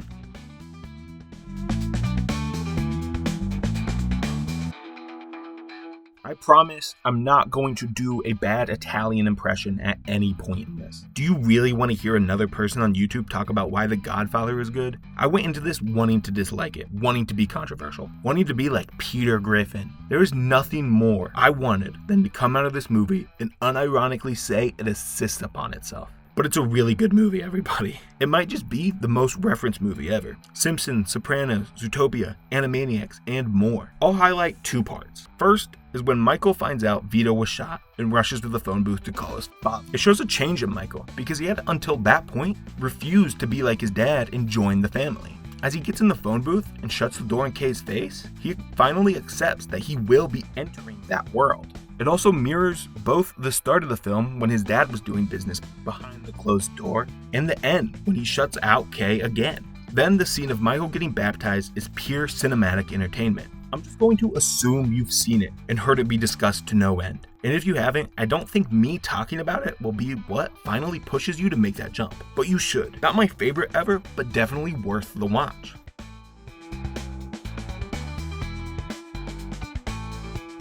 I'm decently confused about what happened in this one. It's about con man Johnny Hooker and his involvement in what is being called the Big Con. There are several different factions and people with competing interests. It's all very hard to follow. There's also a lot of gambling that went over my head. In the final scene, there are people betting on horses, and the FBI runs in, some dudes shoot each other, but once the good cops leave, the guys who are shot start to stand up. There was some double con, and they made a lot of money. However, Johnny Hooker refuses the money because he will just waste it, so I'm left questioning what the point of the entire movie was. There's layers that are confusing, and Hooker doesn't make any money, so why did he participate in this dangerous con in the first place? My favorite part of this is the music. It sounds straight out of a 1920s silent film. It's goofy and cartoony, so it doesn't really fit the gambling con man vibe of the movie. It's a really funny contrast. I like this thing, but immediately after The Godfather, it's a bad position to pull. It's an unlucky draw. I could see myself liking this more if I watched it in a different context.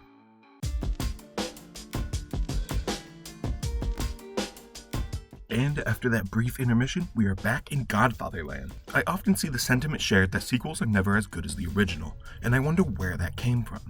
I feel like so many sequels are better than their original, The Godfather included. I'd guess that the sequel hate comes from Disney. We all love the classic Renaissance movies, but don't have that connection to their straight-to-DVD second and thirds. We love Aladdin, but who cares about the return of Jafar or King of the Thieves? Nobody. So I think that's where we learn from an early age to dislike sequels. But sequels have the potential to be so much better. a potential that should be capitalized on all the time. Making a bad sequel is a little crazy. When making a sequel, you don't have to introduce a load of story or character elements and can just start doing stuff. Godfather 2 is maybe the premier example of that. It takes time to explore Michael's downfall that was foretold in the first. He slowly loses everyone while trying to hold on to all of his power. It also compares Michael's running of the family to his dad and how Michael is out of his league. It's because Michael never wanted this life and he was thrown into it after the first one. Godfather Part 2 takes its time, patiently building up to this final collapse. I really dug the scenes of people just talking, building tension and story threads that will resolve hours later. I've become a big fan of this grand, patient storytelling in movies,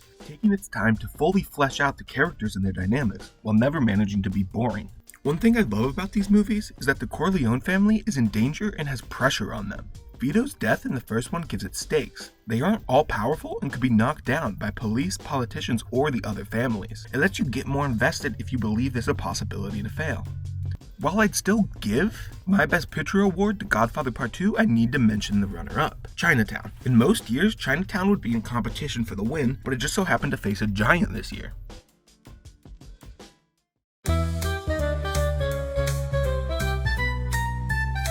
We have reached the halfway point. We've had some ups and downs, but hopefully going forward, we keep the momentum at this current point. I've heard One Flew Over the Cuckoo's Nest was good, but I avoided it for so long. I thought it was a horror movie like The Shining. I don't know why, but it's just kind of something I always assumed. And I'm so grateful that this finally forced me to watch it. This is also our second to win all 5 of the big Oscars. It's the story of Randall McMurphy faking mental illness to avoid labor prison. He's brought into a mental hospital run by Nurse Ratched. McMurphy shows up and attempts to disrupt the status quo, rallying the other patients to stand up for themselves. In theory, McMurphy should be the bad guy here. Faking insanity and taking over a mental hospital, prison riot style, isn't a great thing to do. But Nurse Ratched is kind of a tyrant and sort of evil. She obviously has layers of depth, wants to help, but she's also very controlling and unhelpful. When McMurphy arrives at the hospital, the group is in therapy with Nurse Ratched, and they are arguing and at each other's throats, hating each other. But as time goes on, McMurphy brings everyone together and makes them better friends, gives them confidence and companionship they didn't have before. He's also the only person to befriend Chief, a deaf and mute patient. The entire cast is great. I didn't even realize Danny DeVito was in this until halfway, but now would be a great time to talk about Jack Nicholson. I think he was born to play this role. It has already become one of my favorite acting performances ever. Makes you invested in this man and the problems he has.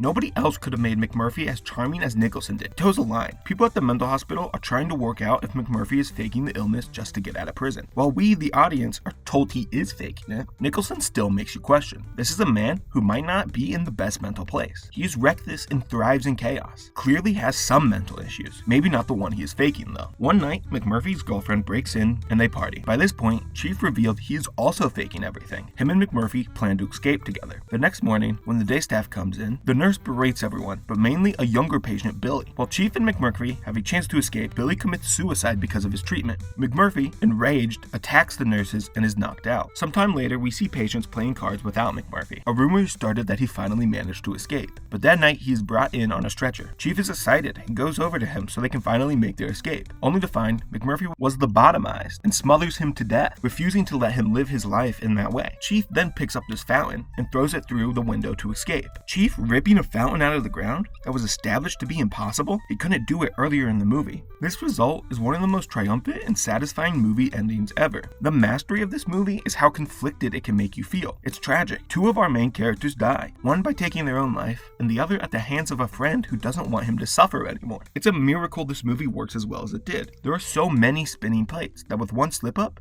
they could all come crumbling down, but it makes it work. One Flew Over the Cuckoo's Nest never feels like it's punching down. McMurphy, despite the chaos he brings, helps the patient. Billy gains confidence, and all the other patients are friendlier and make huge developments after McMurphy arrives. We're on a roll at this point. 2 of the best movies back to back.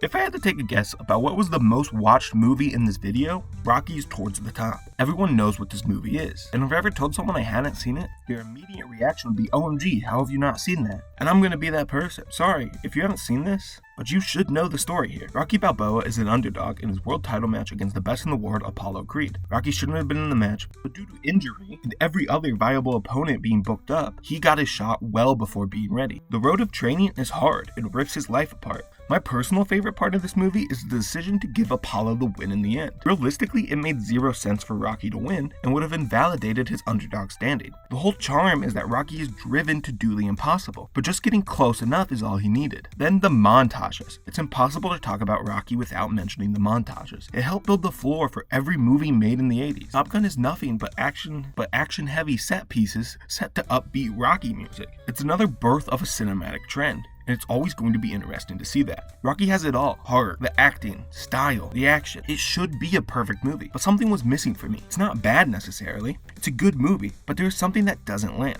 I want to love this. Boxing and other mixed martial arts are the best sports for movies. The stakes and realness are often felt in a way that other movies aren't able to do. I don't know what that missing piece is. Hopefully one day I'll find it. I understand why this is a classic, and it would be a great way to spend any night.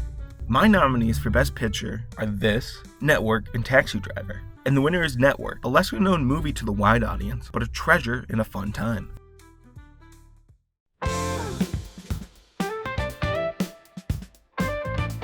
I think there is a good structure to a movie here, but unfortunately the movie and Woody Allen were too busy jerking themselves off over how good and smart everything was. I'm going back to the unlikable lead point. I despise Woody Allen's character, Alvy. He is annoying, disrespectful, and I fail to see why anyone would be friends or in a relationship with him.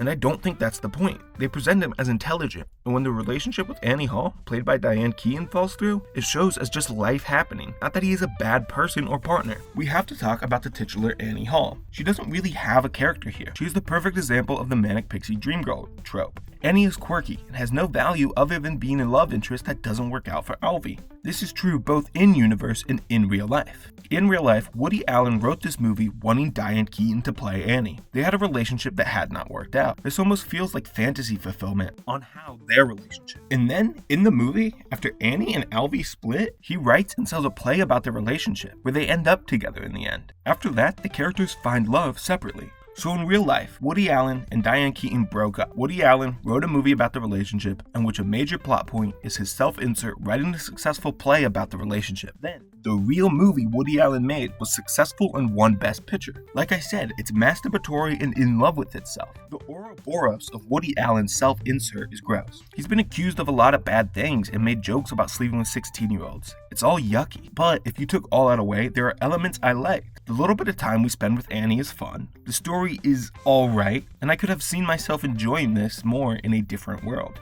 Enough of that awful mess. Two great movies came out this year, House and New York, New York. While I'm a defender of New York, New York being great, my personal best picture has to go to House.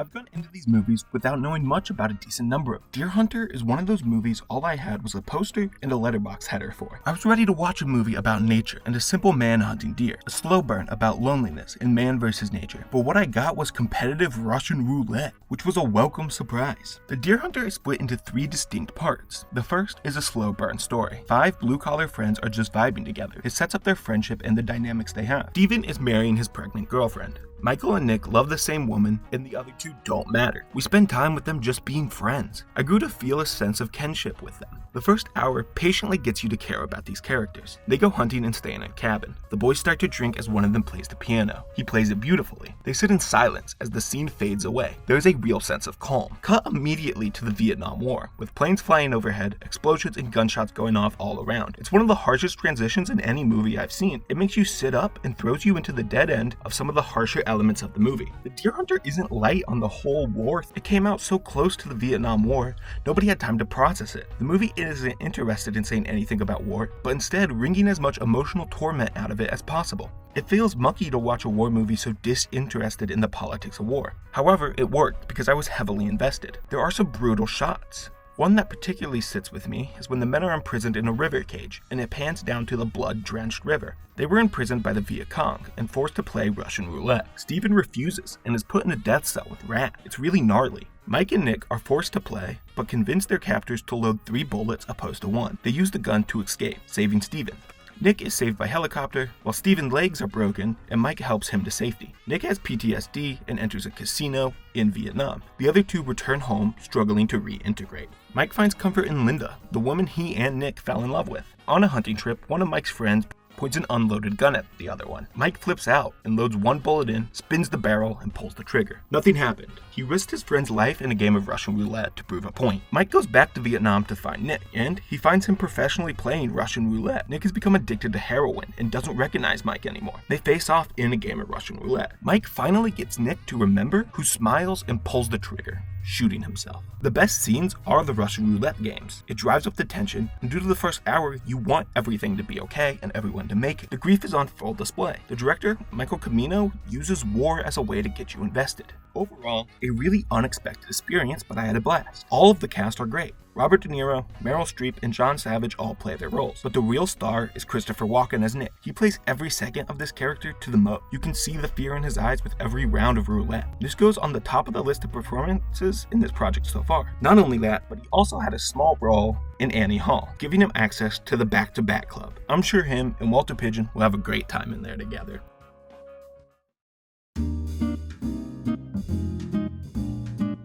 This is some heavy tonal whiplash. The Deer Hunter is very tense and over the top, a brutal story with a tense atmosphere. And now we go to a deeply personal family drama. In Kramer vs. Kramer, Ted and Jonah are married and have a child, Billy. Ted is mostly absorbed in work and recently got a promotion that would require him to work even more. He brings this exciting news to his wife, who is dissatisfied and leaves the apartment, abandoning Billy. She had been the primary caretaker for Billy his whole life. Ted has a hard time learning to take care of Billy, but it is evident from the jump that he does care, stepping up to fill that role, but is bad at it. They settle into a routine that damages Ted's work. He gets in trouble as they have a big project coming up. Ted being there for Billy eventually gets him fired from his one job. There's a really powerful scene where Billy and Ted get into a fight, and Billy says he wants his mom back over Ted. This is the scene where Ted evolves into a full parental figure. He goes to comfort Billy, who reveals he thinks the divorce was because of him, but Ted tells Billy it wasn't Billy's fault, it was Ted's. He didn't work to make the relationship happen, and he failed to make John A. happy. It's brutal watching Ted unsure how to navigate single parenthood, especially when John A. just abandoned them suddenly.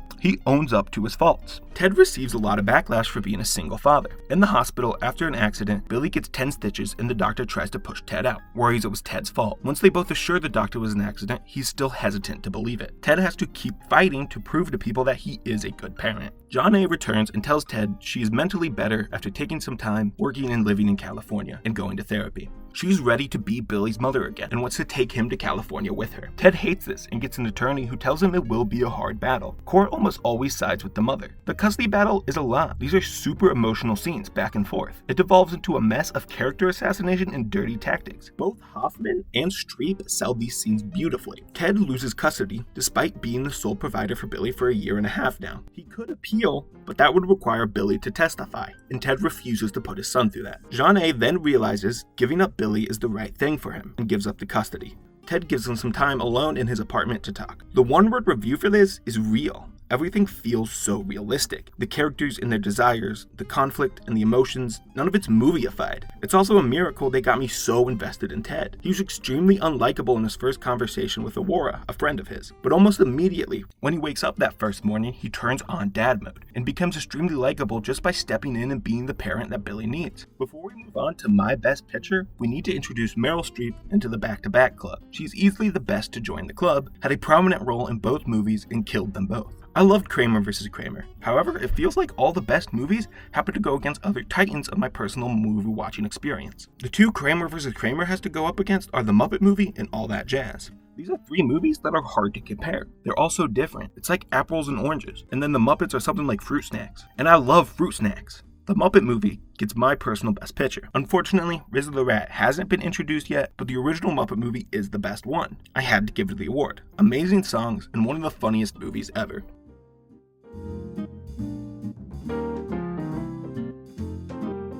Who hurt the Academy these 2 years? We get two deep and sad family dramas in a row. Mood warning, this one is super sad. Probably the worst yet. The Jarretts are a semi-wealthy family with two sons, Buck and Conrad. They have an accident on a sailing boat and Buck dies. Conrad blames himself and attempts suicide. Conrad spends time in a psychiatric hospital, and the movie starts when he leaves. He has a real struggle reconnecting with his family and friends. His mother Beth in particular is cold, having always preferred Buck. She refuses to go to therapy like Conrad, and she also refuses to admit there are any problems in the family at all, driving Conrad even further away. His dad Calvin tries to mediate the two, to very poor results. Calvin generally takes Conrad's side so he doesn't drive him to another suicide attempt. Beth refuses to take a picture with Conrad at Christmas. I need to know what is wrong with this woman. She is so uncaring and abusive to her only son, who just recently tried to end his life. Beth is the most heartless villain we've had yet. Conrad learns his friend from the hospital did commit suicide and has an impromptu therapy session in the middle of the night. He realizes that he isn't at fault for everything and goes home and tries to show his mother love, who berates him. They have a massive fight and she leaves the family. Boy, did this movie drive the emotional stakes all the way up. It's such a heavy movie with so much going on. I know how I felt, which was every emotion under the sun.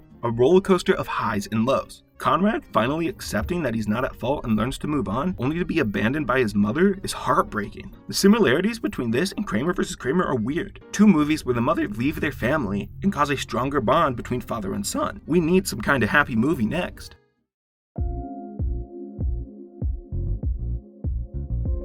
This movie is too posh, and not the fun kind of posh where you want to be it, but the kind of posh that is just annoying. Chariots of Fire is not what I wanted post-family destruction period. I want something fun and nice. It somehow might just be more British than 80 Days Around the World, which is crazy and sad. This is another movie I knew close to nothing about, just the name. And with a name like Chariots of Fire, I was expecting an awesome movie, but all I got was the Tom Cruise dream movie. Loads of running. I wanted to make a joke comparing this movie to a biopic in a derogatory way. Then I realized this is a biopic. Add this to the tally of boring biopics. Getting the good out of the way, the cinematography is impressive and pretty, while the score is fantastic. You know some of the music and score tropes that came from this despite having never seen it. This is about two runners training for the Olympics. One, a devoted Christian, refusing to run, train, or compete on holy days, so every Sunday. And the other is a Jewish lower-class man who faces anti-Semitism and prejudice. The movie presents these two as equal problems. Don't watch this at all. Instead, pull up the Spotify page and listen to that while you go for a run or a walk. Can guarantee you have a better time than you would if you watched this. Instead, from this year, you can watch Mad Max 2, The Road Warrior, or The Great Muppet Caper. And while a step down from the original, it's a small step down. And I give my best picture to The Great Muppet Caper.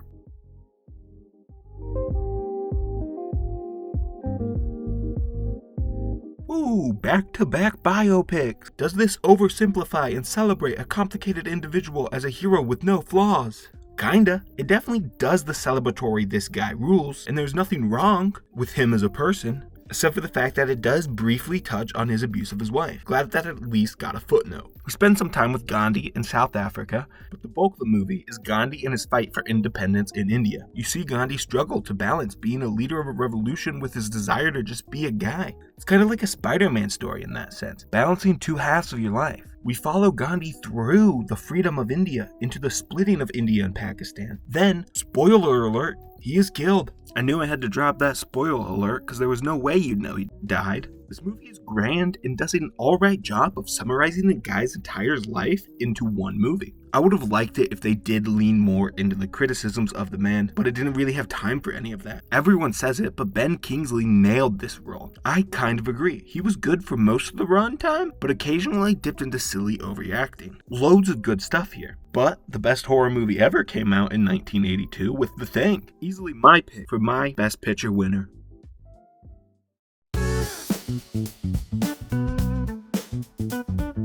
There is only one thing I need to talk about with this movie, and that is a man. No, he is not a man. He is a boy, a man-child. I'm talking about Flap. Yes, you heard me right. His name is Flap. He is a nobody, absolute loser. Flap is easily top 5 least fictional characters for me. He is insufferable. Anytime he showed his little rat face on screen, it made the movie worse. Terms of Endearment is another family drama. The main relationship is with widow Aurora and her daughter Emma. They are close but constantly fight. Emma makes the worst decision any human could ever make and marries the worthless human that is Flap. They move away, leaving Aurora even lonelier, but she finds a boyfriend who she also argues with. Everyone is constantly bickering. It's irritating. It's not fun watching sad, lonely people fight all the time. Emma and Flap have 3 kids. How can she be this insane to stay with this man and conceive with him? Emma realizes that Flap is worthless, and the marriage falls apart and all but dies. However, for some reason, they stay together. Flap is cheating because he's the devil, and he even moves them across the whole country for a second time so he can be with his new girlfriend. This is the moment I lost it. He became irredeemable. This motherfucker moved his wife and kids across the country for a third time so he can cheat on them. Bottom of the barrel human. In this time, Emma became friends with another man and they started their own affair. And all I have to say is you pop off, queen. Emma can do whatever she wants in my mind. It's way better than Flap. Unfortunately, Emma gets cancer and dies. Wish it could have been Flap, who doesn't even want the kids, so Aurora takes them. As they are leaving the hospital, she slaps one of the kids whose mom just died and dad abandoned them. It's crazy. Flap comes off as worse. Without the leech of entertainment that was Flap, this would probably go up a couple dozen spots. I just hate him so much.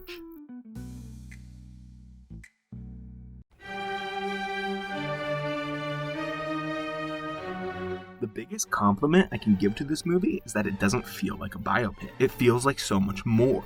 There's a formula for biopics that drives me wild. They all do the same thing. But Amadeus breaks that. Amadeus is the story of Wolfgang Amadeus Mozart, or so you think. It's really about Antonio Seraloni, a man who Mozart looked at as a companion and friend. However, Seraloni hated Mozart because he was just better than him. Seraloni prayed to God to get the ability at making music that Mozart did. While they were still alive, Seraloni did everything in his power to undercut Mozart. This movie very much presents their friendship in the same way of Mr. Turner and Dinkelberg, a man obsessed with somebody else who doesn't feel the same way back. So much of what makes this great is modern day context. You know who Mozart is. Everyone does. He's the most famous composer ever, but nobody knows Seraloni. The man himself knew he would be lost to time, while Wolfgang would go down as one of the greatest of all time. And that's why the title of this movie is one of the greatest trolls of all time. The title isn't even about Seraloni, even if he is the main character. This is the story of Mozart. Our performances here are among the best in the project. F. Murray Abraham as Seraloni, but even doubly so as Tom Hanks as Mozart. His laugh will always live rent-free in my head. The laugh itself will be my sleep paralysis demon, and I'm fine with that. He gives a big performance for the ages. I'm really diving into how much of a nerd I am with this next section, but here we go. This movie has direct parallels to professional wrestling. Mozart has been used by Walter as an entrance theme for years. I've had my own fantasy promotion where I used the first song in this movie, Sympathy No. 5 in G minor, as an entrance theme, so I was immediately connecting this to the world of professional wrestling. My first real passionate hobby. It predates my interest in movies. Then a couple days later, the algorithm did what it does best and delivered me Joseph Monticello's video essay, Nigel McGuinness vs. Bryan Danielson x Amadeus. It compares the greatest rivalry in wrestling history to Amadeus. Danielson is my favorite and the best wrestler in the world, and his rivalry with Nigel is my favorite rivalry and story in wrestling history. After watching this video, I spent the next couple days re-watching all their old matches and thinking about Amadeus, and the Joseph video just made it clear to me why I love the movie. Just like the Ring of Honor rivalry, I love stories about people wanting to be the best. Mozart is the Bryan Danielson, the natural who is good at this, while Seraloni is Nigel McGuinness, a man obsessed with being the best, unable to reach that peak. They both become consumed with hatred, wanting to cement their legacy, which holds them back. Seraloni the man and Nigel the character never fully leave the shadow of their foe. Nigel's defining moments of his career are the Danielson matches. It's what most people, myself included, remember him for, not his years grinding as the pure champion or his world title win against Morishima. On the first watch, I thought Seraloni was a loser. He deserved to be forgotten to time. I had written that joke about the Fairly Odd Parents and Dinkelberg, but I've seen him in a new light since. He's a tragic figure who should be respected. I love Nigel, so I should love Seraloni. I really liked Amadeus at first, but it has continued to grow on me. Through multiple rewatches, it just keeps growing on me. Amadeus is a saga, not just a movie. It covers decades, a man's entire life. Seraloni growing more despondent and desperate as time went on. On the flip side, also showing Mozart's flawed life, spiraling downward. The two manage to be the exact same person while being total opposites. They succumb to their devices and want a life of somebody else. Seraloni wants Mozart's life, and Mozart wants the life of somebody with stable income. He sees this divine gift of music as a curse rather than a blessing. Writing the music isn't what gets you the money in this time. The relationship of Seraloni and Mozart, how they see each other, are the movie. The jealousy dripped off the screen. The dialogue is witty without ever feeling unnatural or stumbling in its own way. The movie itself glides on the screen. An elegant screenplay, weaving a deep narrative. Of course the score is great. It's a movie about Mozart, so taking his songs and slightly tweaking them is going to land you a great score. The music is so much of a focus in so many scenes. They are performing, playing piano, singing. You are constantly surrounded by music. It could be easy to skip over talking about the score, especially when talking about the moments that the score does fade into the background. Even when there are no big performances happening on the screen, when two people are just talking, the score is present. It's a living, breathing part of the movie. The technical craft is undeniable here. Milos Forman, the director of this and One Flew Over the Cuckoo's Nest, is an expert. Cuckoo's Nest was a cramped movie, but Amadeus goes big. The cinematography is just as sweeping as the story itself. Production and costume design are in-depth and beautiful. I'm a sucker for these gorgeous dresses and suits. Makes the movie feel alive. This is a truly special movie, totally immersive with insane attention to detail. One that uses movies to the max. The story couldn't be told better in any different medium. I love this movie and think it could be one anyone can enjoy. One of the best decisions the Academy has ever made was giving this movie Best Picture, because it is that. It is the best motion picture. Absolute cinema.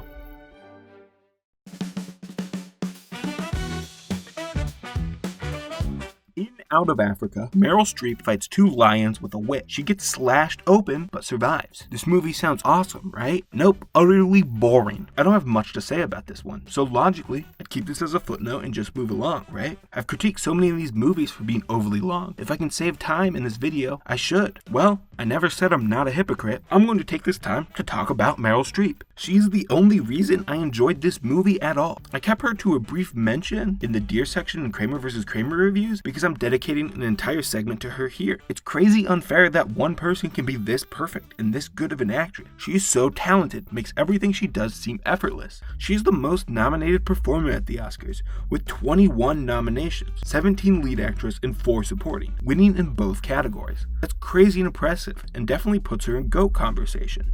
I was vaguely familiar with Streep before all of these movies, but never really dove into her filmography, and I've loved watching her so far. She's in the same boat as Jack Nicholson. After this, I'll continue to explore their careers. In the end, Meryl Streep is a queen who deserves all the praise she gets, even if Out of Africa is the most mid movie to ever exist. The other movies from this year I've seen are After Hours and The Breakfast Club. They're definitely better movies. Who doesn't like The Breakfast Club? Even with that said, my personal Best Picture award goes to Meryl Streep. I know it's a movie award, but Streep deserves to be the only person so far, and probably ever, to win the Best Picture award on her own. Queen shit.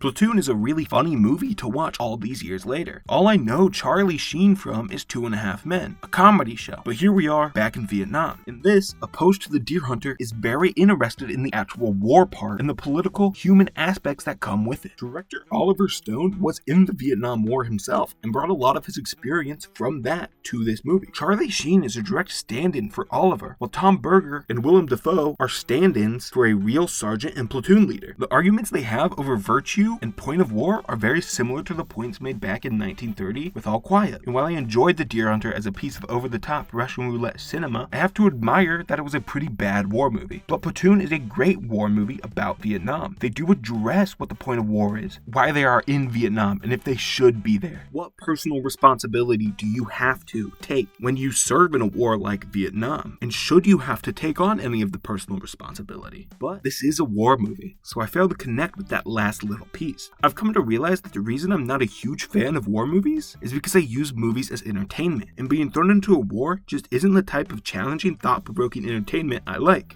I'm not thinking anything new after the War is Bad movie. I know it is. It's just a me problem. This year, all the movies I've seen are having a mid-off. Top Gun, more like mid-gun. Ferris Bueller's Day Off, more like Ferris Middle's Day Off, am I right? But then, Martin Scorsese made The Color of Money, and that takes my Best Picture award. Martin made a movie about real-life smurfing. That's awesome.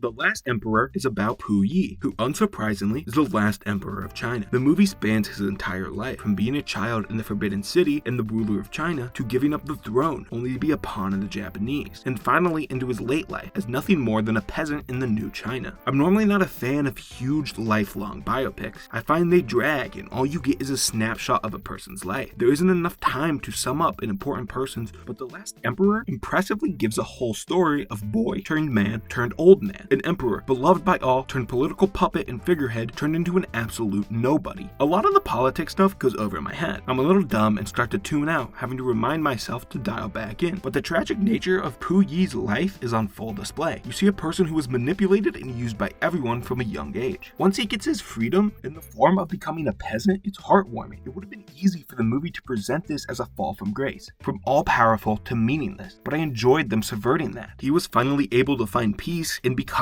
a commoner. This movie is so enticing, it's so easy to look at, and very orange. The amount of orange is borderline unbelievable. In the end, The Last Emperor is a grand movie that, despite its flaw, still manages to shine.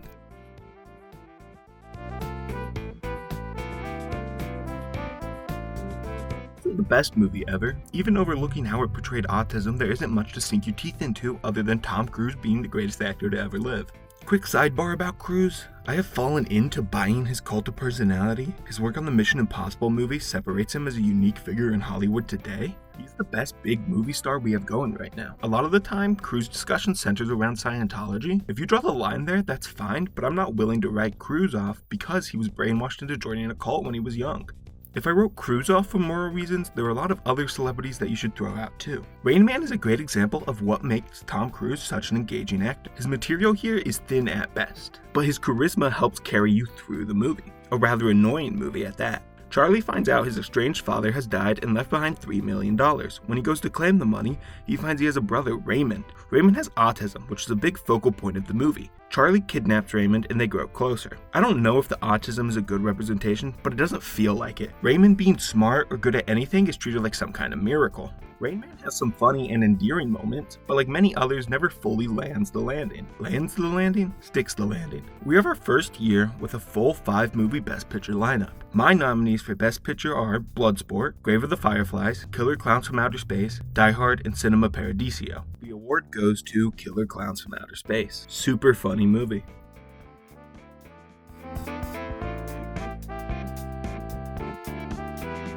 My initial reaction was to call this as bland as white bread. It's a nothing movie. Then I thought about it. I like bread. Bread makes me happy. Garlic bread, sandwiches, bagels, bread and cheese, naan, subs, all these amazing things from bread. So comparing Driving Miss Daisy to bread is an insult to one of the best and most versatile foods. Boring nothing. The cinematic equivalent of I'm not racist, I have a black friend.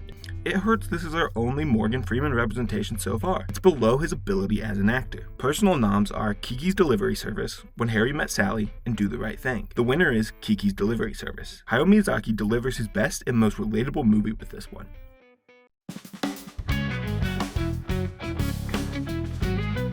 Dances with Wolves stood no chance. I came in with bias that I had no hopes of recovering from. I went into it knowing it was a Civil War movie. Kind of, and I hate Civil War movies. It all stems from 2003's Gods and Generals, which is the worst movie I've ever seen. I was forced to watch it in a history class my second semester of senior year high school. It's the most I've ever hated being in a classroom. The movie is so dreadful and boring that I ended up counting to pass the time. Counting was better than actively engaging with that movie. I don't know if I'll ever be able to forgive the teacher for making me watch it, or if I will ever be able to engage with a Civil War movie in the same way again. I don't think it's possible to make a good one. I was dreading watching this, and when I did, I found out that it's not even a Civil War movie for the most part, but it couldn't help save it. The movie stood no chance.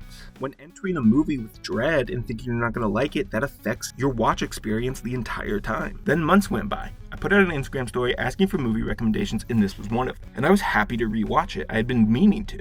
The second time around, I watched the 3-hour version, opposed to the 4-hour one, and it was way better. The 4-hour cut dragged out to no end, for no reason, while the slimmer 3 hours allowed for a much more digestible pace. Don't get me wrong, this is still a slow-paced movie, but it works. Slow doesn't always mean boring. Dancing with Wolves spends the time to pull you into the landscape's nature, story, and character before ramping up the tension in the second half. And that slow pace pays off. John slowly integrating into the Lakota Indians and gradually training Tussoks sets up the emotional stakes once the other soldiers show up. They start to tear down what John built. The corruption of people versus the pureness of John. It's a little heavy-handed in the good versus bad, but who cares? Dances with Wolves is also a technically impressive movie. The wide shots of the American plains are gorgeous. They just let the landscape shine and undercut it with a brilliant score. The lighting is great throughout. There really isn't much to criticize on the technical front, other than the generic Civil War movie stuff not being my vibe. One more thing is it's always great to see Native or any minority stories being told on a scale as big as this. And then it did decent at the box office and Oscars too.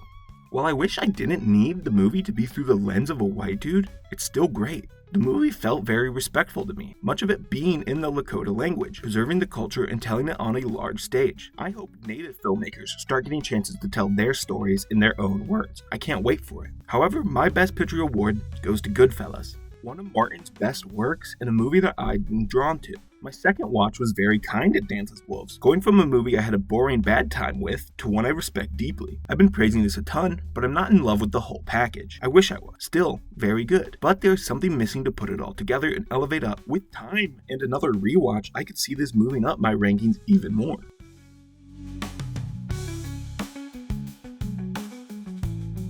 Much like Dancing with Wolves, I went into Silence of the Lamb not wanting to watch it and expecting to dislike it. And I'm actually somewhat justified in expecting to dislike this one. I once watched the first 45 minutes of Hannibal and hated it, so I expected that this one wouldn't be much different. This is our third and final movie to win all 5 of the big awards, and by far my least favorite out of the 3. I love both It Happened One Night and One Flew Over the Cuckoo's Nest, but this just didn't connect. I can sit here and admit it was phenomenally made, but at the end of the day, it just isn't for me. I have the same feeling about this as I do about modern day true crime, or shows like Criminal Minds. I'm not drawn into this type of crime detective story. The most amount of enjoyment I got out of this was when they said post-mortem. I popped off because that's an ultimate chicken horse reference. Anthony Hopkins was really good, Jodie Foster was fine, no more thoughts, just the movie isn't for me. The clear-cut choice for my personal best picture would be Isao Takahata's Only Yesterday. Beautiful movie that I connected to deeply.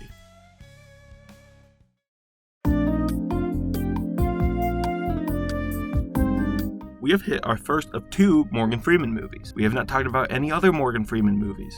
Shame he never got to lead one. Unforgiven follows William Mooney, a retired gunslinger and widowed pig farmer who reluctantly agrees to take on one last job. He was the best at what he did back in the day, but had retired. He is pulled back into this world by a young man named Schofield Kid. They are set to track down 2 men who brutalized a prostitute. Mooney brings along his old partner, Morgan Freeman. The job is a lot more difficult than expected, running into Little Bill the sheriff. Morgan Freeman's character is beaten to death. Mooney and Schofield do end up killing the outlaws that brutalized the woman, but it's not without taking a toll. Schofield vows to never kill again, while Mooney has more vengeance on his mind, upset about Ned. Mooney enters a salon and kills the sheriff, Little Bill, and several of his posse, then quietly rides off into the night. Unforgiven is one of my first forays into Western, and it made a good first impression. This feels like Clint Eastwood taking a look back on his career in the history of Westerns, a very self-reflective piece. The mythology in Westerns is that of good versus bad, the noble cowboy versus the dastardly bandit, hero versus villain. Very little gray area is given, but Unforgiven questions what it means to be good and pure. The so-called hero is a guy who is admitted to killing men, women, children, and everything else under the sun. The nastiest and most feared man ever. He is overcome with grief and regret about what he's done in his past. There are scenes of him just sitting in guilt, reckoning with what he has done. But at the same time, he can't keep himself from this one last job. He wants to help, but the only thing he knows how to do is kill. So in an attempt to make the world a better place, he goes back to killing. Gone are the idealized fables of Western heroes. Unforgiven shows you the complicated human behind them. Schofield is a stand-in for the audience, idolizing Mooney at the start, but growing to realize how horrible this world is. And Unforgiven makes no mistakes in telling you that the world is awful and filled with chaos. This movie has 2 thought philosophies in it. First, since the world is chaos, nothing you do matters. Or, since the world is chaos, your actions matter even more. And at no point does Unforgiven tell you how to think of this. It lets you take the optimistic ending if you want. Unforgiven is a profound work that I enjoyed, although I do have to wonder if I was more into Westerns or Eastwood's prior work if I'd loved this even more. It deserves to still be nominated in my personal best pictures, alongside Bram Stoker's Dracula and Reservoir Dogs. The winner is Reservoir Dogs.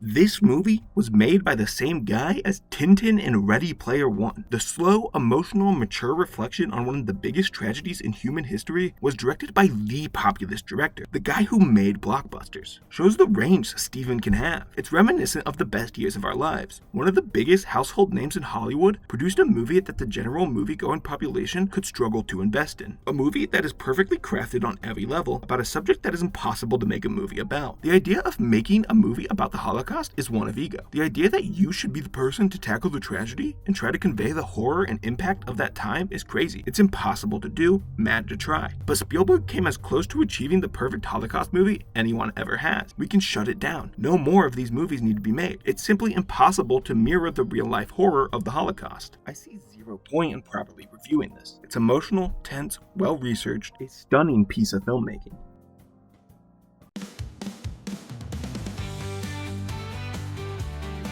Forrest Gump is the cinematic equivalent of a 5-year-old telling you a story. I can picture a kid saying, "This happened, and then this happened, and I was really cool, and I was a Vietnam War hero, and I was also really good at ping pong, and everybody loved me. I ran forever and was the smartest person ever, and everyone clapped." It's just an exhausting framing device to have Forrest narrate these thinly connected parts of his life. The narration is mind-numbingly boring. The problem with the movie lies right there. The bridge parts don't hook you and leave you feeling flat. There is no emotional hook. I don't care about him because there's too much nothingness. Just a bunch of different, disconnected moments of this guy's life. We have found a third side to the coin that is Vietnam War movies winning Best Picture. First Deer Hunter, then Platoon, and now Forrest Gump. And I thought Deer Hunter had little interest in the actual politics of war. Forrest Gump uses Vietnam for what I can only describe as attempts at comedy, because this movie didn't make a single funny joke. Forrest Gump genuinely has no positives to it. The other two movies that came out this year I've seen blow Forrest Gump out of the water. Ed Wood and Chungking Express. My pick for Best Picture this year would be Chungking Express.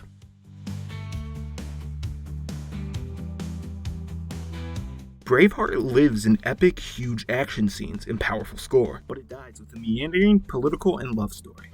The characters here are meaningless and have no real appeal to them. It's a movie you just watch for the action scene. Because of that, there's not much to talk about on this one, and I'm going to go into a little bit more detail on my personal Best Picture, because it is a good year. For my Best Picture, we have La Haine, a perfectly paced, thrilling story. Casino, the most Scorsese movie ever. Whisper in the Heart, a relatable artist's journey. Before Sunrise, a dreamlike start to the best love story and trilogy ever. And we also have the worst Toy Story. This really is a two-horse race. While I prefer Before Sunset, Sunrise does a lot of the heavy lifting and setup. I love hanging out with Jesse and Celine. However, La Haine is simply a masterpiece, and what I'd give Best Picture to. A story about class and power, revenge and compassion. Every second of this movie is engaging. I know it's a hard sell. Most people aren't very willing to give a black and white French movie a chance, but I beg you to give La Haine that chance. There is no other movie like it. A movie that has shaped me and my thoughts about the world since I've watched it. I could not recommend it enough.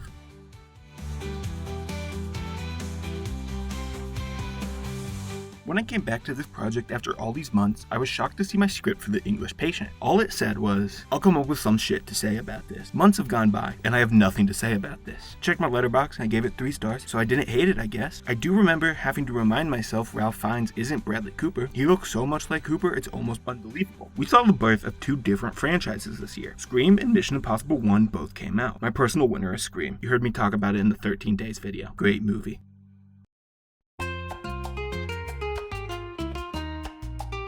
22 minutes in, we get one of the best hats we've seen in a while. There was an era in the 50s where we were getting great hats on a regular basis, multiple times a movie, and Rose filled the need for that for the rest of the project right here. I'm a bit conflicted on Titanic as a whole. I was loving the first half of it. Jack and Rose are both so likable, I was enjoying just spending time with them. Jack is so charming, I can see how Rose instantly fell in love. They were cute, and their developing relationship had me heavily invested. It was on track to be one of my favorite romance movies ever. Then the boat started to sink, and it was no longer about Jack and Rose falling in love, but these big action sequences. It was still good. The tension worked for a while, but this is an hour-and-a-half portion of the movie. At the start of the boat sinking, I was invested in Rose being a badass and trying to save Leo. The cute exchange with the faces and the way they smiled at each other, but then I just got a little tired of it all. This drop in the second half is the reason Titanic fails to fully land in the top tier of movies for me. It's still really good, just nitpicking here. I wish we just spent a little less time with the extra bit. I didn't need the stuff about the captain, Rose's fiance, the boat designer. Back and forth forth of people getting safe with bribes and it not working. And we should have spent that time with the core couple being cute together. That's the type of movie I love. With the acting Leonardo DiCaprio and Kate Winslet do, you didn't need to throw in the ship sinking. It's probably crazy to say the movie about the boat that sank got worse when it started to sink. James Cameron became too obsessed with the spectacle of the boat sinking to finish telling the story that the movie was built on. I've said it before, and it keeps seeming to be true,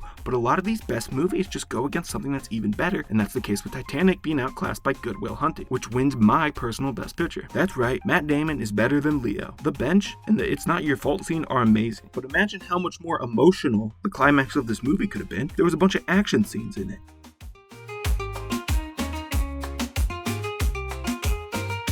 Shakespeare in Love is often hailed as one of the least deserving Best Picture winners ever, a start to the campaign era of the Academy. I'm going to be real, we're in the home stretch and I'm losing energy to talk about the mid-movies. This isn't as awful as everyone says. Some fun performance and the writing is properly grand and theatrical like it should be. It's theater kid shit to the max, which I don't entirely hate, but I don't love it either. My Best Picture winner would be Scooby-Doo on Zombie Island, the most horror to come from the franchise, and who doesn't love when the gang fights real threats? In American Beauty, there is a line toad where this man is sexualizing a child, but it's not just the character doing it, the movie starts to too. The shot of children being sexual makes the movie guilty of the same thing it's criticizing its main character for. If you age up Angela and Jane to 21-ish, it fixes the problem and makes the movie a lot more bearable. We are no longer sexualizing a 16-year-old. The movie does take a stance on it. Mr. Burnham is a creep and a bad guy. What he does is bad. But then the movie engages in the exact same behavior, leaving the message about creepy men and male gaze lifeless and shallow. After that rant, I feel bad praising this, but they definitely tried here. The screenplay is complicated and really good. There are at least half a dozen characters and plot lines that tangle, and a few of them are good. Balancing all these plates is impressive even if you drop some of them. My nominees would be Scooby-Doo and the Witch's Ghost, But I'm a Cheerleader, Go, Toy Story 2, and My Neighbors the Yamadas. The win is going to Scooby-Doo and the Witch's Ghost, marking 2 back-to-back years for the Scooby franchise. Witch's Ghost is the best Scooby-Doo movie. Fight me.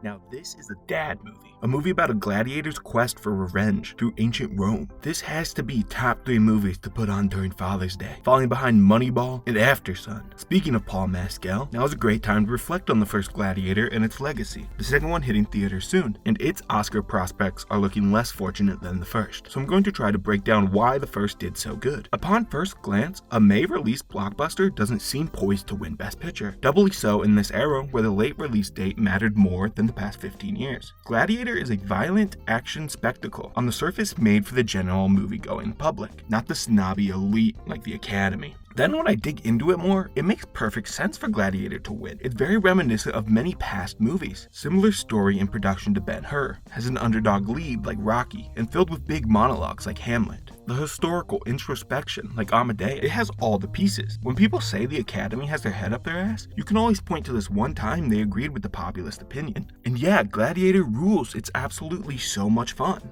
So many of these big scenes have stuck in pop culture for a reason. I really liked it. Great action tied together through great acting and direction. This is another one that is against giants. My additions to this for Best Picture would be Almost Famous and The Emperor's New Groove. My winner is The Emperor's New Groove. This was my first favorite movie and means so much to me. There was basically nothing that could have beaten this movie and its sentimental value.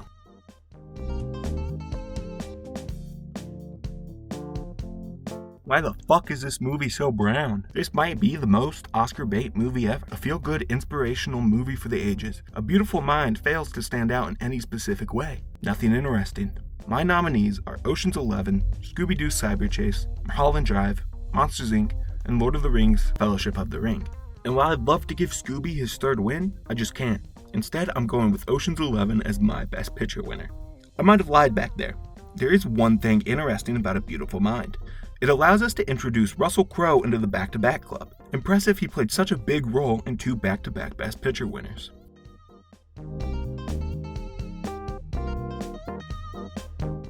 Women's wrongs are so bad. Who doesn't love a story of women killing men to get more famous? 2 of the women locked in a duel of who can be the most famous and successful, but after they fail on their own, they team up to become the stage's best double feature act. bonded in their hatred for their dead spouses, each other, and their drive for success. This movie is filled with amazing performances. Everyone on set was clearly having a blast and hamming it up for the cameras. Renee Zellweger as Roxy and Catherine Zeta-Jones as Velma are so deep into their characters. They have a pull. The characters are charismatic.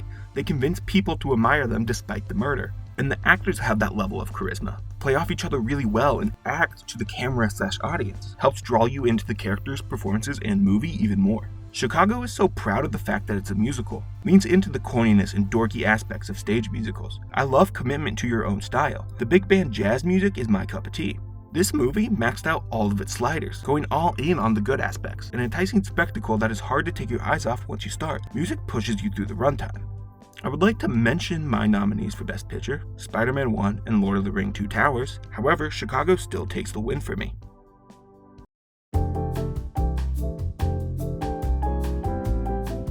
This was the first movie to be released while I was alive. I was merely 10 months old. I still remember going to the theaters, hyped for the ending of the Lord of the Rings trilogy. This made over $1 billion and won all 11 Oscars it was nominated for. The only film to get 100% wins on this level. The world, critics, and Academy clearly loved this. It's been building for years. Amazing technical craft on full display. A triumph in filmmaking. Here comes one of my hottest takes. The Lord of the Rings movie, specifically the third one, are just good, not great. Return of the King is the least good of the three. This one just repeats some of the best scenes from the last two, or even parts of this own movie 2 or 3 times. Everything that happened felt like I've seen it before in the past 2 movies. One thing people joke about with this movie a lot is how many endings it has. There are something like 6 different endings, and it's played off as some funny quirk, but it represents the repetitiveness of the whole movie. Peter Jackson had his head up his ass and has to keep dragging out the end for one more moment. Nah dog, doing the same shit 6 times makes your movie worse. It's far from a bad time. I just feel like I have to explain why I'm not in love with it. The Lord of the Rings fans are crazy and refuse to believe you couldn't like their movie. I have not and will never watch the extended versions of these movies. There was so much filler and echoing of what we have already seen that I can't imagine the movies being longer. There is no way the extended cuts aren't self-indulgent messes that are too preoccupied worshiping themselves to fix the problems I had with the non-extended version. It does not make my nominations. Instead, I have Memories of Murder, Old Boy, Uptown Girls, X2, and Scooby-Doo, Legend of the Vampire. Memories of Murder takes the award for me. Bong Joon-ho winning his first Best Picture in my terms.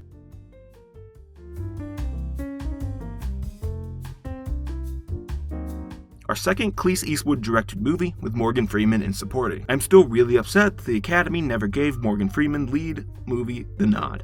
Disrespectful to the legend. This, much like Unforgiven, is thoughtful and sad. Clint Eastwood takes a mature, patient look at the relationship between a mentor and his student. Maggie is a boxer who seeks training from Frankie. Frankie's estranged from his daughter and hesitant to take Maggie under his wing. He does, and they bond, but they still fight all the time. Maggie is distant from her family herself, so she and Frankie become this found family unit. Maggie gets a big fight worth $1 million, but unfortunately her opponent does a cheap shot that forces her to be bedridden and dependent on a ventilator. Frankie blames himself. Maggie confesses to Frankie that she wants to die and asks him to help. He refuses at first, but later sneaks in and injects her with a lethal dose of adrenaline, claiming she is his blood and loves her. So yeah, this is a heavy story about family, underdogs, and the 5 stages of grief. A tough watch with some great cinematography. There are sharp zoom-ins, slow-mos, and some amazingly placed, lingering shots. The end of this movie does not cut away as Maggie dies, forcing you to sit in the uncomfortableness. The one thing that drags us down is the dreamy Morgan Freeman narration. It's too over the top and in your face. Somehow maybe the most obnoxious use of narration in any of these. Maybe the Academy was right to never award a movie he leads Best Picture. Million Dollar Baby deserves to still be in my Best Picture nominees alongside Spider-Man 2, Incredibles, and Before Sunset. Before Sunset clears. This movie is a piece of God's work and one of the easiest movies to watch ever.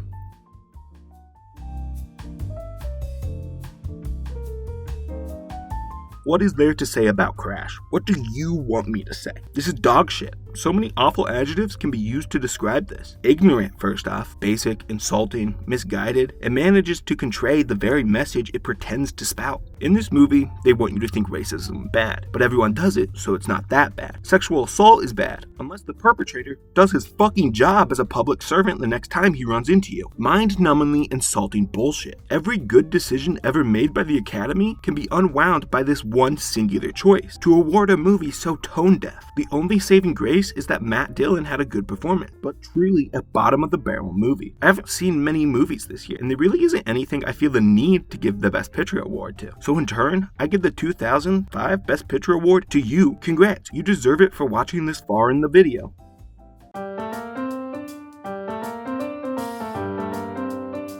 This is the biggest jump in quality from one year to the next. You will see at the end of the video that it's hard to get a bigger jump between two movies. This is easily Scorsese's best work, effortlessly cool and rewatchable. The pace of this is full throttle. Something is always happening. I professed my love for patient character building and world building several times in this video, but I might like this full steam ahead style of filmmaking more when done right. The type of movie moving so fast you don't have time to fully digest it on the first watch. Then you keep going back in your mind afterwards, picking up on details you missed. And I miss so much when watching movies. It's kind of amazing how bad I am at watching movies. The Departed is one that gives you so much to chew on, it's perfect for rewatches. The ultimate example of a desert island movie. A mole in the police, a rat in the mob. Both the same, but complete opposites. The only way it could have been better was if they kissed. But even without it, it's still great. Them both being involved with the same woman, so many layers to sink yourself into. The movie has two war inside, both smart and competent, making moves to undermine the other, searching for the traitor in their rank. Every character in this is smart and making moves to further their own agenda. Feels like a big two-sided chess match. Things a character does or says will matter later. The highest stakes. A wrong move and you are dead. The power constantly swinging back and forth gives a sense of havoc. One moment the police are on the front foot, then it switches to the bad guys. Back and forth the whole runtime. It never lets you get comfortable as an audience member. The entire first two acts are raising the tension, blowing a bubble that is bound to burst. The cops closing in Damon and the criminals closing in on DiCaprio. The final act is electric filmmaking. Knocks down the dominoes set up in the first two. The twists and turns all feel satisfying. Nicholson working with the police is a holy shit moment that makes you rethink the entire thing, and that's not even the end. The scene towards the end of the movie where they both realize who each other are is so crisp. A moment of panic upon both of their faces when they realize there's somebody that knows the truth. They both sell it. After that, Damon's character finds the only possible way for him to make it out as a hero, turning on everyone and going into survival mode. Both characters are so fun, I couldn't help but rooting for both of them. I wasn't mad when Damon won the Battle of Wits. It is his movie after all. I'd say they are both leads, but if I had to pick one lead, I'd give it to Damon. Leonardo DiCaprio, Jack Nicholson, and Matt Damon all kill their role. Truly an all-time cast of dudes. Leo desperately tries to find ways out of his life, manically wanting safety, but the police don't let him. Damon's cool confidence. This character who went through police school and worked his way up the corporate ladder just to be a mole. He's gotta have his head on. And of course, Nicholson gave an all-time great villain performance. Scary but collected, right up there with his One Flew Over the Cuckoo's Nest performance. One specific moment I want to highlight is when Costello found out there's a rat in the gang. He orders everyone under lockdown and requires them to provide information on who they are.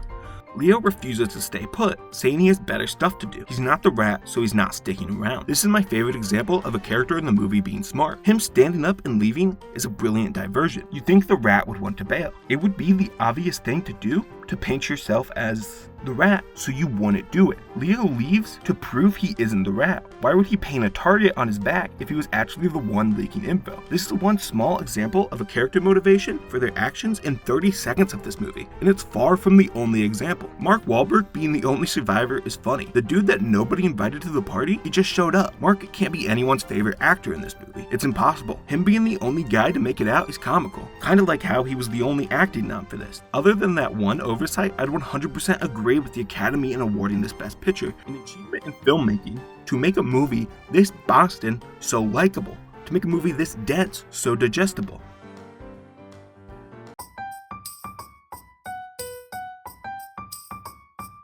If The Deer Hunter was the competitive Russian roulette movie, this is the competitive coin flip movie, an inherently funny concept. Anton, played by Javier Bardem, is a hitman who is virtually unstoppable, except for the one simple fact that before he kills you, he asks you to call a coin. If you call it correctly, he spares you. If wrong, he does the murder. And this concept is played 100% seriously. There's no hint of irony or joking in this. They want Anton to be a terrifying badass, but this is just so childish. It feels like they needed a way to nerf him in universe. Physically unkillable and wins every mental battle he had. They had to come up with this gimmick to center him around. With it, he is a dork. Without it, he is a bland, unstoppable monster.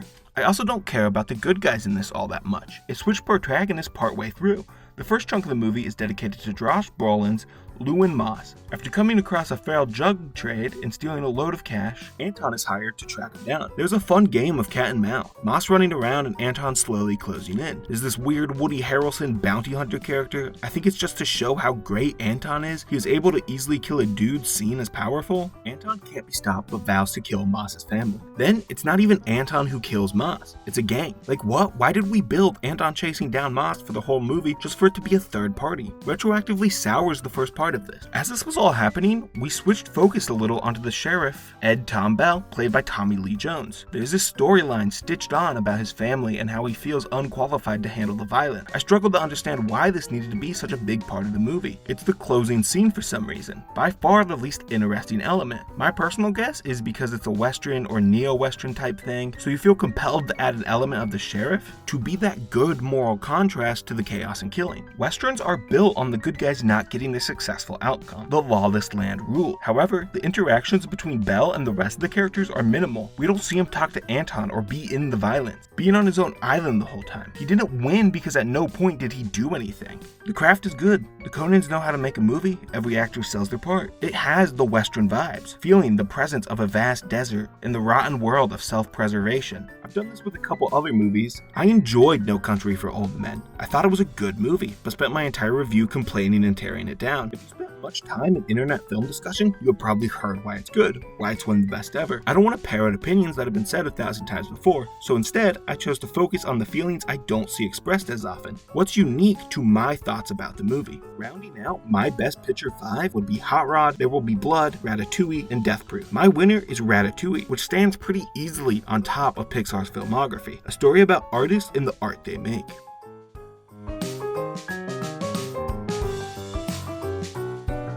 Slumdog Millionaire is filled with social commentary on class warfare, social injustices, economic inequality, and the audience's own inherent bias. All presented through Jamal's journey on the Hindi language version of Who Wants to Be a Millionaire. Jamal is low class and comes from the slums, but somehow makes it all the way to the final question of the game. He is captured by police and tortured because he has to be cheating. However, he has an explanation for how he knows each question. The framing of the movie is Jamal talking about the game show. There's a flashback to the first question, and then a flashback to the moment in his life where he learned the answer. After that, we jump back to the police interrogating Jamal. Rinse and repeat until he gives a bunch of anecdotes from his life that led him to know the answers. Somehow, magically, all of the most important moments in this dude's life were turned into a quiz show. The framing was exhausting. Gives the vibes of an anthology rather than a complete story. The narrative is always stopping to show the police scenes. We get a comprehensive story of Jamal's life up until that point, his struggles within the wealth-dominated society he lives in. The first thing they show us is this dude literally jumping into a bin of shit to get an autograph of a famous dude which his brother sells. It's set up right away in the least subtle way ever. He could go through shit and get nothing. My biggest problem is how on the nose Slumdog Millionaire is. Subtext is not in this movie's vocabulary, leaving me, a pretty liberal person on these social issues, unchallenged. I understand police brutality and economic divide is bad. It doesn't make the movie bad, but I just wanted a little more meat on the bones. I liked how the movie tackled these issues, and doing it through a game show is a fun idea. Ultimately, the total package is quite good. Good enough to the point I wanted to love it. On a rewatch, these issues could be less present. We are far from the absolute dog shit that we've seen in this video. This and No Country for Old Men are movies I'd recommend watching without the sole purpose of watching every Best Picture winner. My Best Picture lineup has Slumdog Millionaire joined by 3 franchise movies: Iron Man, Kung Fu Panda, and The Dark Knight. I love all 3 of these franchises, and my award goes to Iron Man. This movie is really good and still holds up. A double-edged sword that is the beginning of the MCU.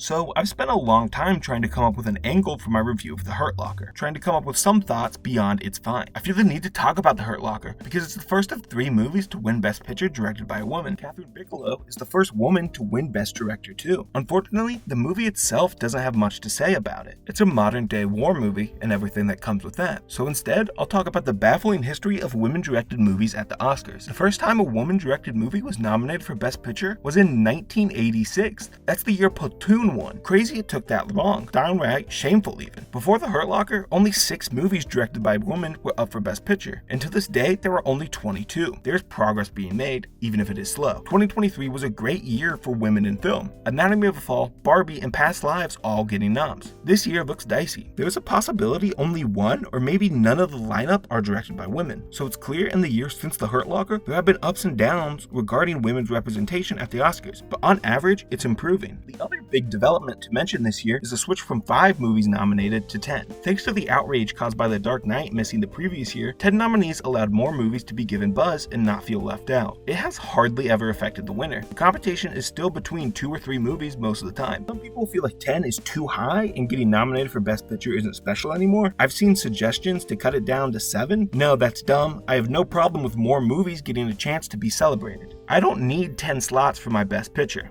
I'll stick to 5. Even then, I only need 1 for a pretty weak year in film. My winner would be Inglourious Basterds. Why wouldn't I love the Nazi killing movie?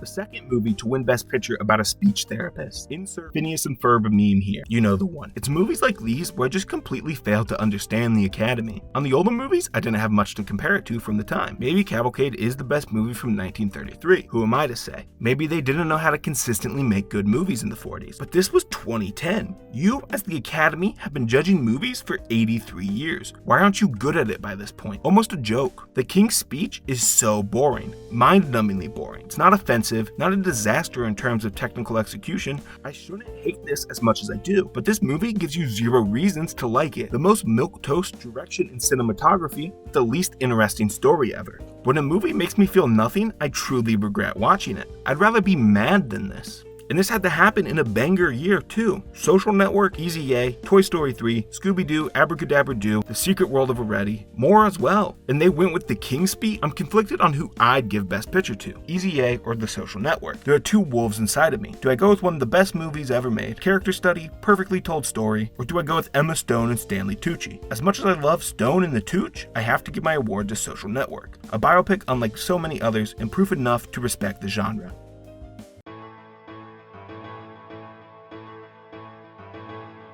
Nah, fuck this dumb-ass awards show. I can't be bothered. There is 0 worth to watching this boring movie. The Oscars came back from Crash with a solid run, but they ruined that with these 2 nothing movies back-to-back. I personally found a lot to enjoy this year. Maybe the best year in action movies. Mission Impossible Ghost Protocol, Warrior, The Raid, Scream 4, and From Up on Poppy Hill are my nomination. This year is hype all around, and my personal favorite is The Raid. Once this movie gets going, only a couple minutes in, there's very little slowing down. The Raid innovates in a genre that often falls into the same old tropes. Second best action movie ever. I plead you to go watch The Raid.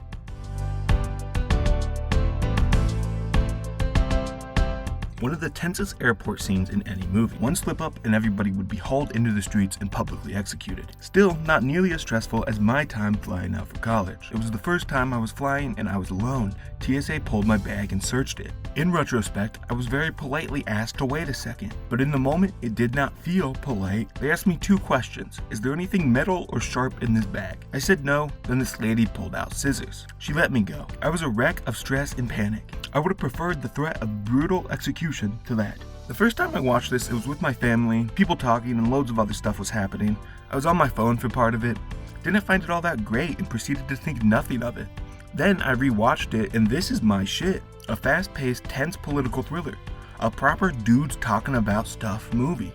Perfectly paced and put together. Following the Iranian Revolution, the US Embassy was stormed, and most of the workers were captured. However, 6 escaped, gaining shelter at the house of a Canadian ambassador.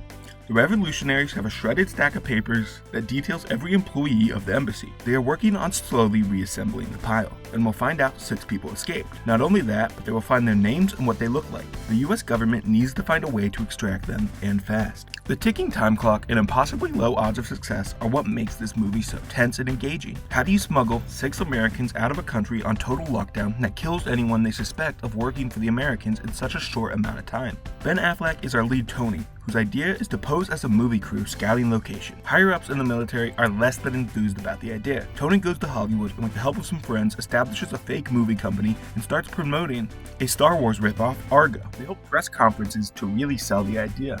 The whole setup of the plan is a load of fun. Affleck, John Goodman, and Alan Arkin all play off each other really well. Fun chemistry. They develop a catchphrase, or go fuck yourself. It's low-hanging fruit, but their charm makes it work. Tony flies to Iran under a fake Canadian passport. This is the point where the movie kicks the tension into high gear. Tony trains the escapees to their new identity. They go out into the city to sell the ruse, which almost ends horribly. Then a subtle, great scene comes that represents a large reason I like the movie. Tony's called by his superior and friend who helped him set up the mission, and told the government has pulled the plug. Their flight tickets have been cancelled. Tony simply responds, "I'm taking them through," leaving his friend to very hastily attain permission for the mission and rebook the tickets, knowing if he doesn't, it will end in the death for all 7 of them. There are 2 parts that represent the movie at large here. First is how tense guys walking around an office and making phone calls is. How you hang on to every ring of the phone. Turning a rather plain scene of bureaucracy and due diligence heart-pounding. Then the second part is how cool, calm, and collected the nature of Tony and Ben Affleck's acting is. So simple, yet tells everything. He can't afford to be wrong or wait. He as a kid knows that this is the best way forward, where he is most likely to return to that kid and his wife. The airport scene stretches you out and is so tense, you're hanging on to every moment. But they all make it out, and credit is given to the Canadians, and Tony can't even keep his award. This was a real story. This firmly sits in the camp of Best Picture winners that elevate their real-life story and do it justice. Doesn't feel like the retelling of a story, but its own cinematic achievement. Argo is my 3rd favorite movie of the year. Rounding out my noms are It's Such a Beautiful Day, Django Unchained, Frances Ha, and The Avengers. The winner is It's Such a Beautiful Day. This movie hit me like a truck. I watched it 4 times in 1 week.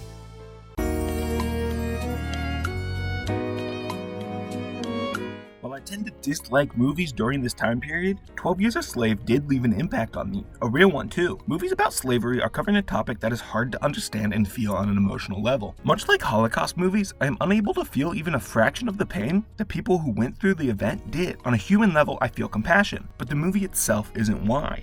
Something so deeply tragic and morally corrupt can't be portrayed on screen, so it leaves the movies feeling like a shallow, washed-up version of slavery. At the end of a movie like this, we can return to our normal lives. There is a safety net. When a slave would escape, it wasn't a triumph because they entertained people, it was because they were free, maybe only temporarily too. This is a human emotion I don't think movies can communicate or inspire. However, 12 Years a Slave is an emotional, haunting movie. It doesn't take the route so many do and mythologize slavery and escaping from it, never hiding from the horror. There are some deeply visceral scenes in this that are hard to watch. The movie never cuts away from these too quickly. It sits in dread, lives in dread for extended periods of time, leaving an impression. This is a movie that has stuck with me. I can vividly remember specific visuals and the feelings I got from those. While I haven't seen tons, this might be the best movie about slavery can be, never shying away from the terrifying while never sanitizing it. Another amazing year. 12 Years a Slave makes my noms with The Wind Rises, The Tale of Princess Kaguya, Wolf of Wall Street, and About Time. My winner is The Tale of Princess Kaguya, prettiest movie ever, the final film of Isao Takahata, a Mount Rushmore director.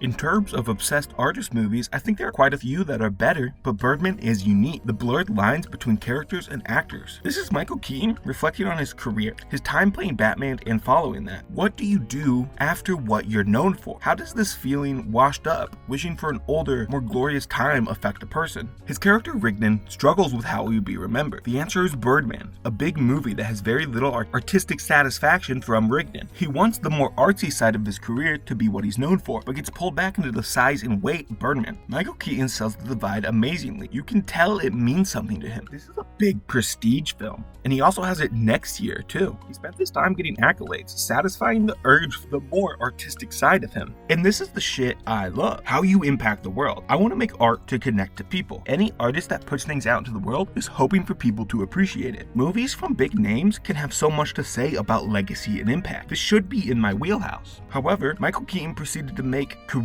moves that leave Birdman feeling inauthentic. He has been Birdman 3 separate times since, Spider-Man, Morbius, and In the Flash. He has returned to these big blockbuster films, and more specifically, Batman in a dog shit movie. It turns the struggle in this movie, the struggle to define which side matters, into the wrong choice. Makes the ending of the film deflating. Keaton has moved away from the artistic adventures just to do big budget slop. I love superheroes, but I'm at the point that I hate the big budget system. Michael Keaton had one good movie, and then it was 2 that were in the bottom of the barrel IP cash grabs. Starring in in these movies makes the Birdman feel thin. It retroactively drags the movie down. The interpretation of the ending I want to have is that Rignan jumps out the window, representing him continuing down the path of smaller artistic adventures. He chooses the route less seen, killing himself in the public eyes. Sam returns to the room and sees him as Birdman, because it's undeniable that his legacy to the wider world is that. But he was happy killing himself in the eyes of the public. He was happy to go his own way. That is what I wish the final message was. Pursue art that makes you happy, not what gets you known. But with Keaton returning to Batman later in his life, I read the ending as Rignan turning into Birdman, leaning into the thing he was known for despite the unhappiness gained from it, to throw away the artistic satisfaction and personal happiness for glory and spotlight. It's downright depressing. This is also one of the one-shot movies. To me, continuous movies like this are a bit tedious and gimmicky. It doesn't ruin things. It's just one more thing that knocks the movie down for me. But I don't hate the decision to give this Best Picture. The Academy didn't know how this would age.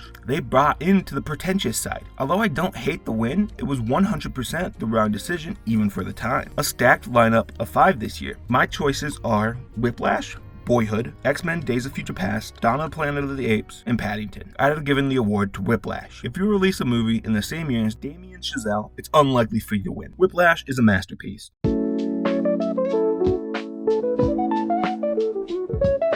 First things first, Michael Keaton becomes the latest member of the Back-to-Back Club. Looks like it's getting kinda crowded in there. You might notice I mentioned this at the start of the review instead of the end, because it's silly, and Spotlight is a pretty serious movie. It's a loosely biographical account of Boston Globe's Spotlight team of journalists' investigation into sex crimes committed by priests in the Roman Catholic Church of Boston. Turns journalists uncovering a grand conspiracy by sorting through testimony and documents into a thriller. Doing due diligence is made to feel heart-racing. Spotlight is perfectly paced. Fast when it needs to, but it takes its time to slow down. The writing is great and multidimensional. Every member of the team has their own beliefs and they all make sense. Some feel the need to immediately report their findings, save victims right away, while others want to take the position that they need to take their time and nail this piece down. Rushing it out isn't going to change the systematic problems that cause the abuse. They need to find irrefutable proof. The team nails down that the Archbishop of Boston, Bernard Law, knew about the abuse and did nothing. After publishing the story, the team is flooded with calls of people telling their own stories. After that comes the most emotional and depressing part of the movie, the credits. As the movie fades to black, on a hopeful message, reality sets in. Text explains that Bernard Law resigned, only to later be promoted to a high position in Rome. He never faced real consequences for his actions. There have also been over 100 major scandals involving priests and abuse in the US, and 100 more all over the world too.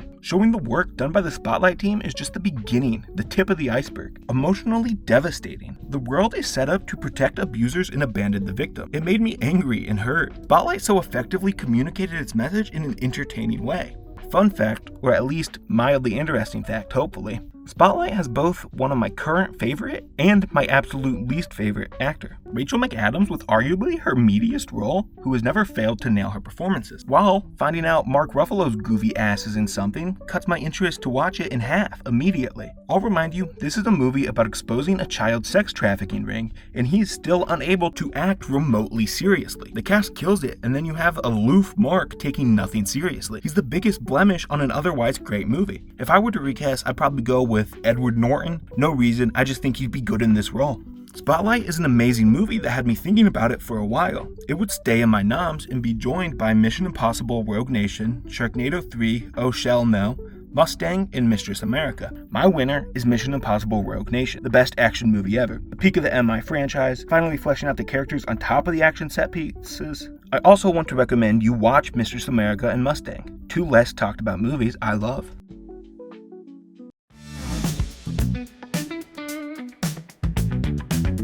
Moonlight is one I'm having a hard time dissecting, and that's because none of what I say matters. It's a movie about the experience of a black gay man, and shockingly, I'm not black or gay. I did connect with parts of this. The feeling of aloneness and not knowing where you fit in the world are universal. I don't want it to come off as if this movie didn't affect me at all. I just don't think I'm the right person to sit in front of a microphone and talk about this one. I don't have much new to say. Go listen to people who are better critics than me. Go listen to people that are smarter and have fuller opinions on this than me. I also don't want to skip over it entirely. The section feels short. I will will say, the filmmaking is top-notch. The coloring, acting, cinematography, screenplay are all the highlights. The slow character examination and building is great. Maybe a little too slow at the start, but that's the only section I felt that way with. The end is some of the quietest and slowing filmmaker has ever been, and I didn't have a problem with it. It multiplied the emotions I was experiencing, lets you sink into the story and everything Cirammron feels. Understand why the Oscars gave Best Picture to Moonlight. A clear vision executed amazingly. I wish I could put it in my top 5. This year just doesn't have room for all my own 5-star movies. So many great things came out this year. My 5 nominees are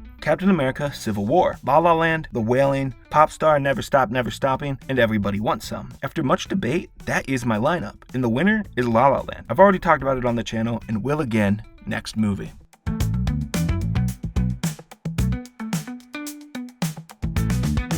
We have reached the fish sex movie. There were people watching this in my dorm lounge a week into my first semester of college. Crazy time. Believe it or not, I did not stay to join them. We follow a mute janitor, Eliza, as she works at a lab. She falls in love with the prisoner Fishman. She is instantly horny for this fish and plans a high-level heist from an insanely guarded lab just so she can be with the creature. The fish can't speak English, but it doesn't matter because she doesn't speak either. They were made for each other. Del Toro's greatest strength isn't his whimsy or cinematography, but its ability to make you question if you'd have sex with things that you really shouldn't. Like, I'm not saying I would, but I also wouldn't judge anyone if they said they would. I promise I don't want to have sex with the Fishman. I don't. I just get it. If someone wanted to, I wouldn't judge. And I fear the more I talk about this, the more people will think I want to have sex with him. So before I move on, I just want to say one last time, I'm not attracted to the fish. But if you are, this is a safe space. Del Toro does his thing here. It's a moody adult fairy tale. The production is a singular vision with impeccable attention to detail. The emotional and story highs are few and far between, leaving the movie to meander for a large portion of its runtime. The lulls affect my experience of the movie, of course, but not enough to completely ruin it. Del Toro has an interesting enough filmmaking style to keep me semi-engaged. Nominations for my award are Coco, War for the Planet of the Apes, Paddington 2, Thor Ragnarok, and Baby Driver. And the winner is Paddington 2. I would die for that bear. I want to briefly take a moment and bask in the happiness that is Paddington 2. What a delightful movie and a delightful little bear.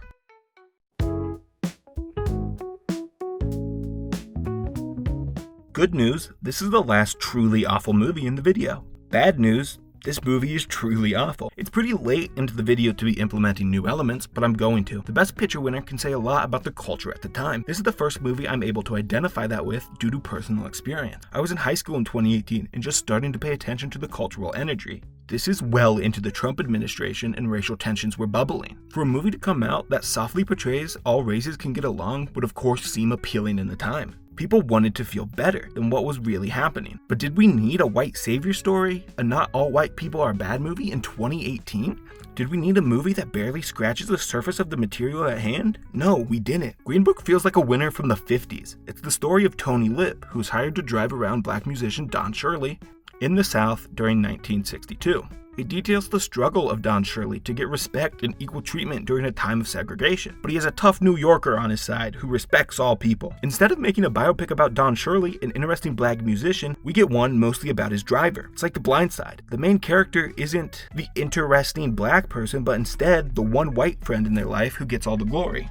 There is a scene in this where Tony shoves KFC in Don's face, insisting that Don should love it because your people love fried chicken, the grits, and the colored greens. And it's played like a cool, non-racist thing for Tony to do. He's expanding Don's horizons and showing different parts of the world, not that he's just stereotyping. The message of this is all over the place, thin and old-valued. Green Book has nothing to say other than racism is bad. Has nothing special about it. It's the safest movie ever. As bland and uninteresting as Driving Miss Daisy, just the races are swamped. Now the performances were fun. I can admit Mahershala Ali kills it like always, and Viggo Mortensen plays his character well and is somewhat funny to watch. Puts at least some value in our worst movie in a long time. There were so many better and more unique movies to choose from. Avengers Infinity War, Climax, Scooby-Doo and the Batman, The Brave and the Bold, Spider-Man Into the Spider-Verse, and Mission Impossible Fallout are my nominees for the year. My winner is Spider-Verse, a top 5 movie for me. Spider-Verse is the juggernaut, and I don't know if anything could have beaten it for me personally. The fact that fucking Green Book of all things beat it is truly a travesty.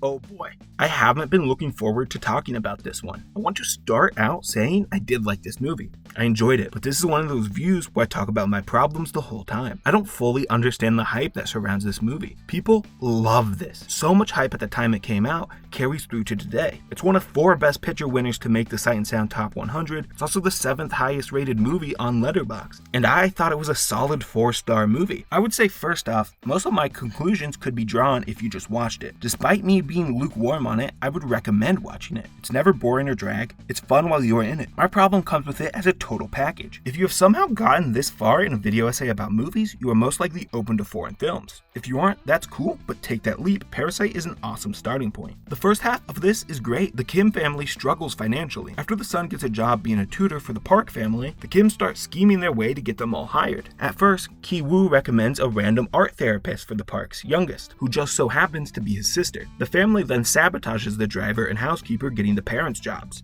The Kims are shown to be smart. They have both people skills and valuable skills to get hired. Desperate with their backs against the wall, they are willing to do anything to survive. Before they started faking their lifestyle and class, they would have never gotten these jobs. The Kims don't associate with low-class people. I was digging what they had going, but then the wheels fell off. The Parks leave for a long camping trip. The entire Kim family decides to stay in their house while they are away. This is dumb. These characters are too smart for this. The risk far outweighed the reward. All it takes for the entire operation to fall down is for one of the Parks to get sick and come home early. They see the whole Kim family living the high life in their house, fire and report them all to the police. At no point is it justified why they would do this. It flips the characters on their head. They are different people. No longer intelligent, kicked down by the system, but instead greedy, risk-taking assholes. And most insultingly, their downfall isn't even their dumbass decision. The former housekeeper returns to the house and reveals her husband is living in a secret basement. They lose me here. The social messaging goes out the window for fight scenes. On top of that, the Park family does have to return from their trip. Who would have guessed? Parasite takes a turn into a thriller. Will the Kim family escape? The whole end sequence of multiple murders makes no sense and doesn't fit with the first part of the movie. Parasite is a tale of two halves. The first, a striking takedown of class inequality, a depiction of desperation and family, while the second ditches that while increasing the comedy and thriller element. Parasite was spinning so many plates for the first half. It feels like they dropped them all, but maybe I just stopped following? The universal love for this, specifically the shift that happens in the second half, makes me feel sad. I wish I could enjoy this film with others. It's so much nicer to bond over a shared love of a movie than be the dickhead who says it's not that great. It's still a 4-star movie. Only I could completely deconstruct a movie and its faults, then admit it was a pretty good one. In the end, I can't complain about Parasite winning Best Picture. I would have chosen differently, but if the entire film world huddles around a movie like this, I can't say it's a mistake. On top of that, Parasite is the only foreign movie to win Best Picture. I can't be angry at the Academy for finally recognizing foreign cinema and awarding Bong Joon-ho. I feel a little bad about taking this away from him, but I shouldn't. I awarded this dude a Best Picture win way back with Memories of Murder, and I've given my Best Picture award to several foreign films already. 2019 is maybe the best year in cinema history. My lineup of nominees would be Portrait of a Lady on Fire, Ford vs. Ferrari, Once Upon a Time in Hollywood, Knives Out, and Avengers Endgame. My winner is Once Upon a Time in Hollywood, Tarantino at his peak.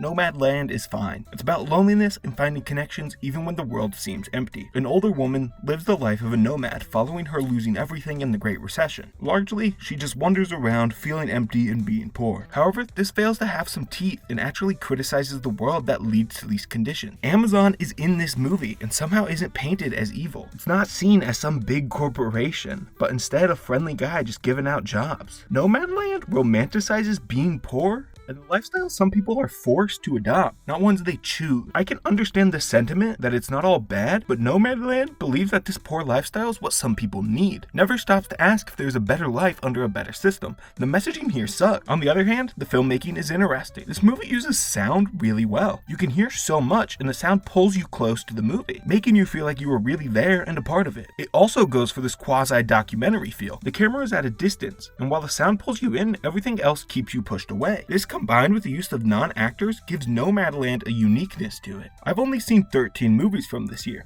You know, it's the bad year, so I'll restrict myself to 3 nominations. They are Wolfwalkers, Shiva Baby, and Palm Springs. My winner is Palm Springs. I actually just rewatched this movie right before recording this script, and it's awesome.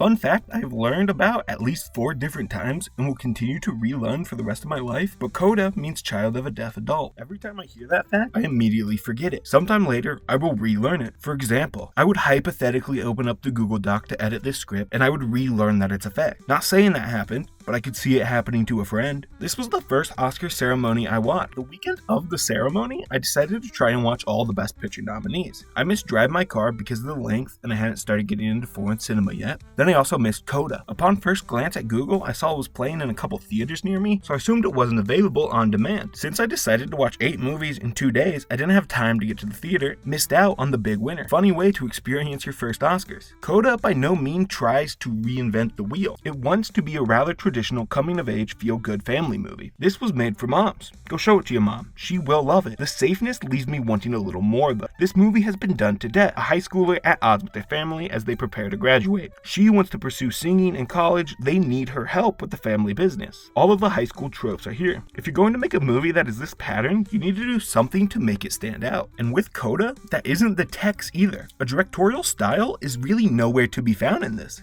The cinematography and editing aren't anything special, but there is an it factor to Coda, its actors. Everyone gives heartfelt and endearing performances, but there are 2 actors I want to highlight. First is Emilia Jones as our lead Ruby. She anchors the screenplay and keeps you invested, but she isn't just the center, she's the heart. Did a spectacular job making me care when very little else did. Then, Troy Colster as Ruby's dad. So funny and articulate with his body movements, able to say everything with his face and his eyes, a supporting actor win that is aging like fine wine. Coda has so much charm, carrying a film that would otherwise be forgettable. I sit here thinking about the highs and not the lows. For my noms, Coda is joined by Nightmare Alley, The Map of Tiny Perfect Things, Scooby-Doo, The Sword and the Scoob, Space Jam: A New Legacy. My winner is The Map of Tiny Perfect Things, which falls into a lot of the same traps Coda does, but the charm carries it through a weaker year, so weak I even threw a joke nom in.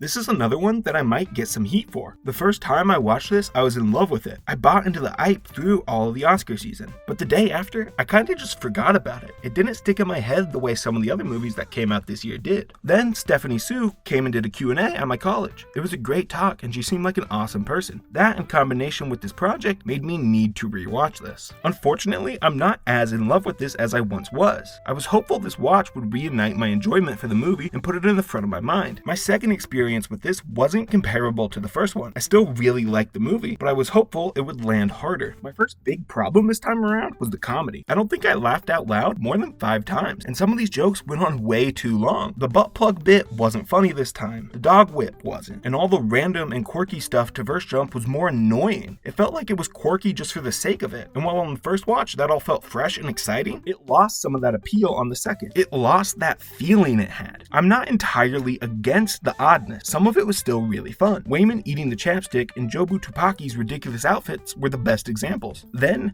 I feel the relationship between Evelyn and Joy was a lot shallower and weaker on this watch than I remembered. Evelyn is an awful mother, slightly homophobic, overbearing, and tough on her daughter. She's ashamed of and tries to hide Joy's girlfriend, rarely reaches out, and then blames Joy. The part where Evelyn is yelling at Joy about how she never calls infuriates me to no end. If you are a shitty parent, it is your responsibility to fix that and take the lead on repairing/upkeeping the relationship. You were the one who destroyed it, you need to put the effort in to rebuild it. Calling is a two-way street. The parent can also call the child. And then Joy goes on to just forgive Evelyn for zero reason. Evelyn does nothing in this to be worthy of forgiveness that easily. The only thing I can think of is that she didn't kill her daughter, which is the bare minimum for parents. The positive change wasn't even Evelyn's. It came from Wayman. To me, it reads that you just let your parents be rude and shitty because they are family. It's a message that I largely hate and ruins much of what was built. Joy saying out loud that she just hurts when her mom is around shouldn't be hand-waved. It feels like this movie set up all this conflict but didn't have any satisfying way to resolve it. So they didn't resolve it and just moved past that part really quickly,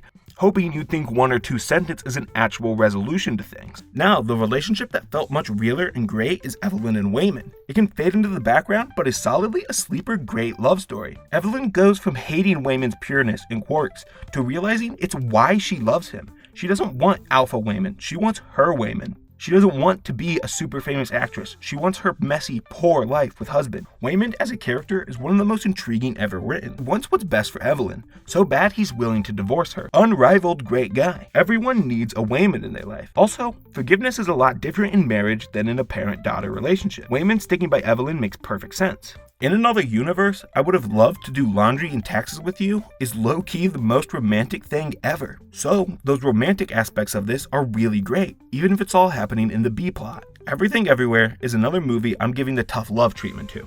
I criticize because I care. I will always respect this movie, and I will always be happy it had the Oscars night it did, even if I'm not heads over here for it, or I would have personally given some of those awards to other movies. I hope I'll rewatch this again in 2 years, and all my problems will have washed away. My 5 noms for this year are RRR, Top Gun Maverick, The Northman, Babylon, and The Batman. This is the easiest year for me. The winner is Babylon. I'm addicted to it. It's my favorite movie.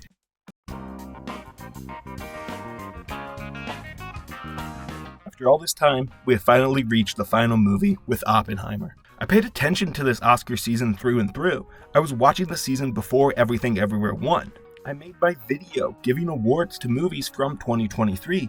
In that video, I didn't give Oppenheimer any more. A little batshit in retrospect. I don't know what I was thinking. My guess is I was just a little exhausted with Oppenheimer winning everything and didn't want to add to the pile. I have since rewatched this movie and it's really, really good. Crazy just how good this movie is. Oppenheimer is the perfect conclusion to this video because it brings together so many of the elements I've talked about. We end with a long, self-important biopic. Oppenheimer has so many past winners it mirrors. The sweeping grand coverage of a big historical figure like Amadeus, a one-of-a-kind blockbuster like The Best Year of Our Lives or Schindler's List, a political epic like Lawrence of Arabia, or All the King's Men, worker union like How Green Was My Valley, and biggest/most important of all, like The Departed, this movie has Matt Damon. It's hard to tackle what makes Oppenheimer so good. The answer is everything. Every technical craft is at the highest of execution. This deserves to be nominated for every below-the-line category pretty much. The cinematography is godly. The camera moves exactly when and how it needs. The fucking editing, pieced together every camera movement so perfectly. I have no idea how they managed to do it, but top execution on the editing. The acting is crazy too. Cillian Murphy effortlessly portraying the conflicted nature of Oppie. Robert Downey Jr. showing up and acting his ass off. I also really enjoyed Josh Hartnett. He's a standout in every scene. The best part of this movie is just how gripping it is. A movie that is easy to watch, feels half of its actual length. A large portion of this movie is just dudes sitting in a room talking, but it's so entertaining. Fully fleshes out characters and conflict, gives you details in the first 10 minutes that keep mattering for the entire runtime. Oppenheimer is one of those movies that when I rewatch, at the start of every scene, I thought about how much I loved that scene. The movie has kept growing on me the more I think about it.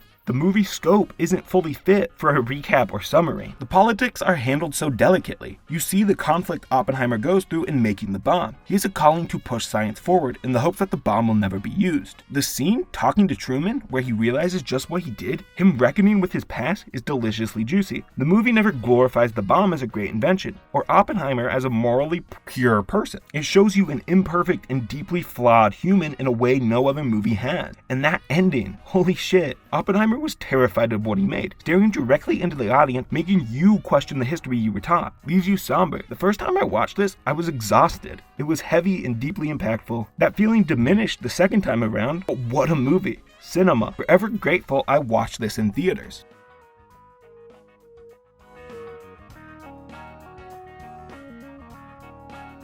And now we have covered every movie to win Best Picture at the Oscars. It was a long journey with ups and downs. Now come the rankings, which I have to reiterate is not the point of this video. It was intended to be a review/retrospective, and I'm throwing a ranking on at the end. The top 10 and bottom 10 are the important parts, and even then, the movies can and probably will move a couple spots based on the day. If you want to skip to my final thoughts, do that. Timestamps are below. But our brains like this, so here it is. From least favorite to most. Ranking every movie to win Best Picture. 96, Cirammron. 95, Crash. 97, Gone with the Wind. 93, Gigi. 92, Around the World in 80 Days. 91, Cavalcade. 90, Tom Jones. 89, The King's Speech. 88, Green Book. 87, The Artist. 86, Driving Miss Daisy. 85, The Broadway Melody. 84, The Greatest Show on Earth. 83, Mutiny on the Bounty. 82, The Great Ziegfeld. 81, Grand Hotel. 80, Life of Emilia Zola. 79, Forrest Gump. 78, Beautiful Mind. 77, Chariots of Fire. 76, My Fair Lady. 75, Miss Minerva. 74, Oliver. 73, American Beauty. 72, Annie Hall. 71, Patton. 70, Nomadland. 69, Wings. 68, Marty. 67, A Man for All Seasons. 66, Hamlet. 65, From Here to Eternity. 64, Lawrence of Arabia.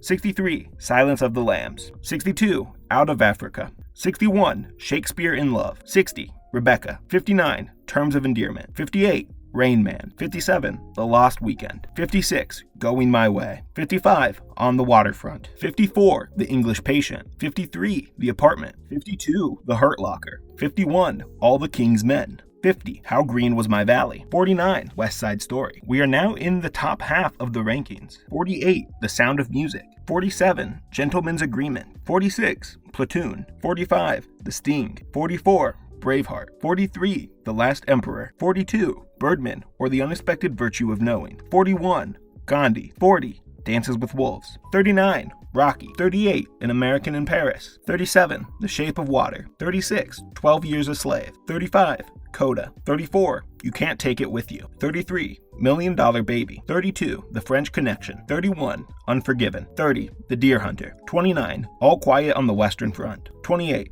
Everything Everywhere All at Once. 27, Midnight Cowboy. 26, The Best Years of Our Lives. 25, No Country for Old Men. 24, Ordinary People. 23, Lord of the Rings, Return of the King. 22, Slumdog Millionaire. 21, Parasite. 20, Kramer vs. Kramer. 19, Chicago. 18, Spotlight. 17, In the Heat of the Night. 16, Schindler's List. 15, It Happened One Night. 14, Moonlight. 13, Gladiator. 12, All About Eve. 11, Titanic. 10, The Godfather. 9, Argo. 8, The Bridge on the River Kwai. 7, One Flew Over the Cuckoo's Nest. 6, Godfather Part 2. 5, Oppenheimer. 4, Ben-Hur. 3, Casablanca. 2, Amadeus. 1, The Departed. In the end, would I recommend you go through this process? Maybe. If you want to be a completionist and get a plotted small representation of film history, this isn't the worst way to do that. I will say, don't do it the way I did. Watching 2, 3, or maybe 4 movies a day until you finish without watching much else. Watch 1 or 2 a week. While I advise you don't do what I do, I didn't regret it at all. I found some movies I adore and will be entering my top 20 of all time, and I gotta make this video out of it. I'm recording this part after editing everything else. I don't have a script for this part at all, but I started this video project back in January, had the idea when I was dealing with COVID, and I spent so much time watching these movies, writing, revising, recording, and editing for this end goal, and I'm so happy it's finally done. I'm happy I was able to make a project like this, as big and as good as I wanted it to be. This has been on my mind every day for nearly a year now. The making of this video has seen me through so much, so many ups and downs, and it's meant the world finally finishing it. If you got to this point, thank you. From the bottom of my heart, I really mean thank you. It means the world to me. If you found any enjoyment out of it, then the video did its job. If you want to talk about movies, reach out or leave a comment. If you got this far, what's stopping you from subscribing and sharing the video? I would love for more people to see this and the work I put into it. Thank you for watching this. I've poured my heart into it. Hopefully it was worth your time.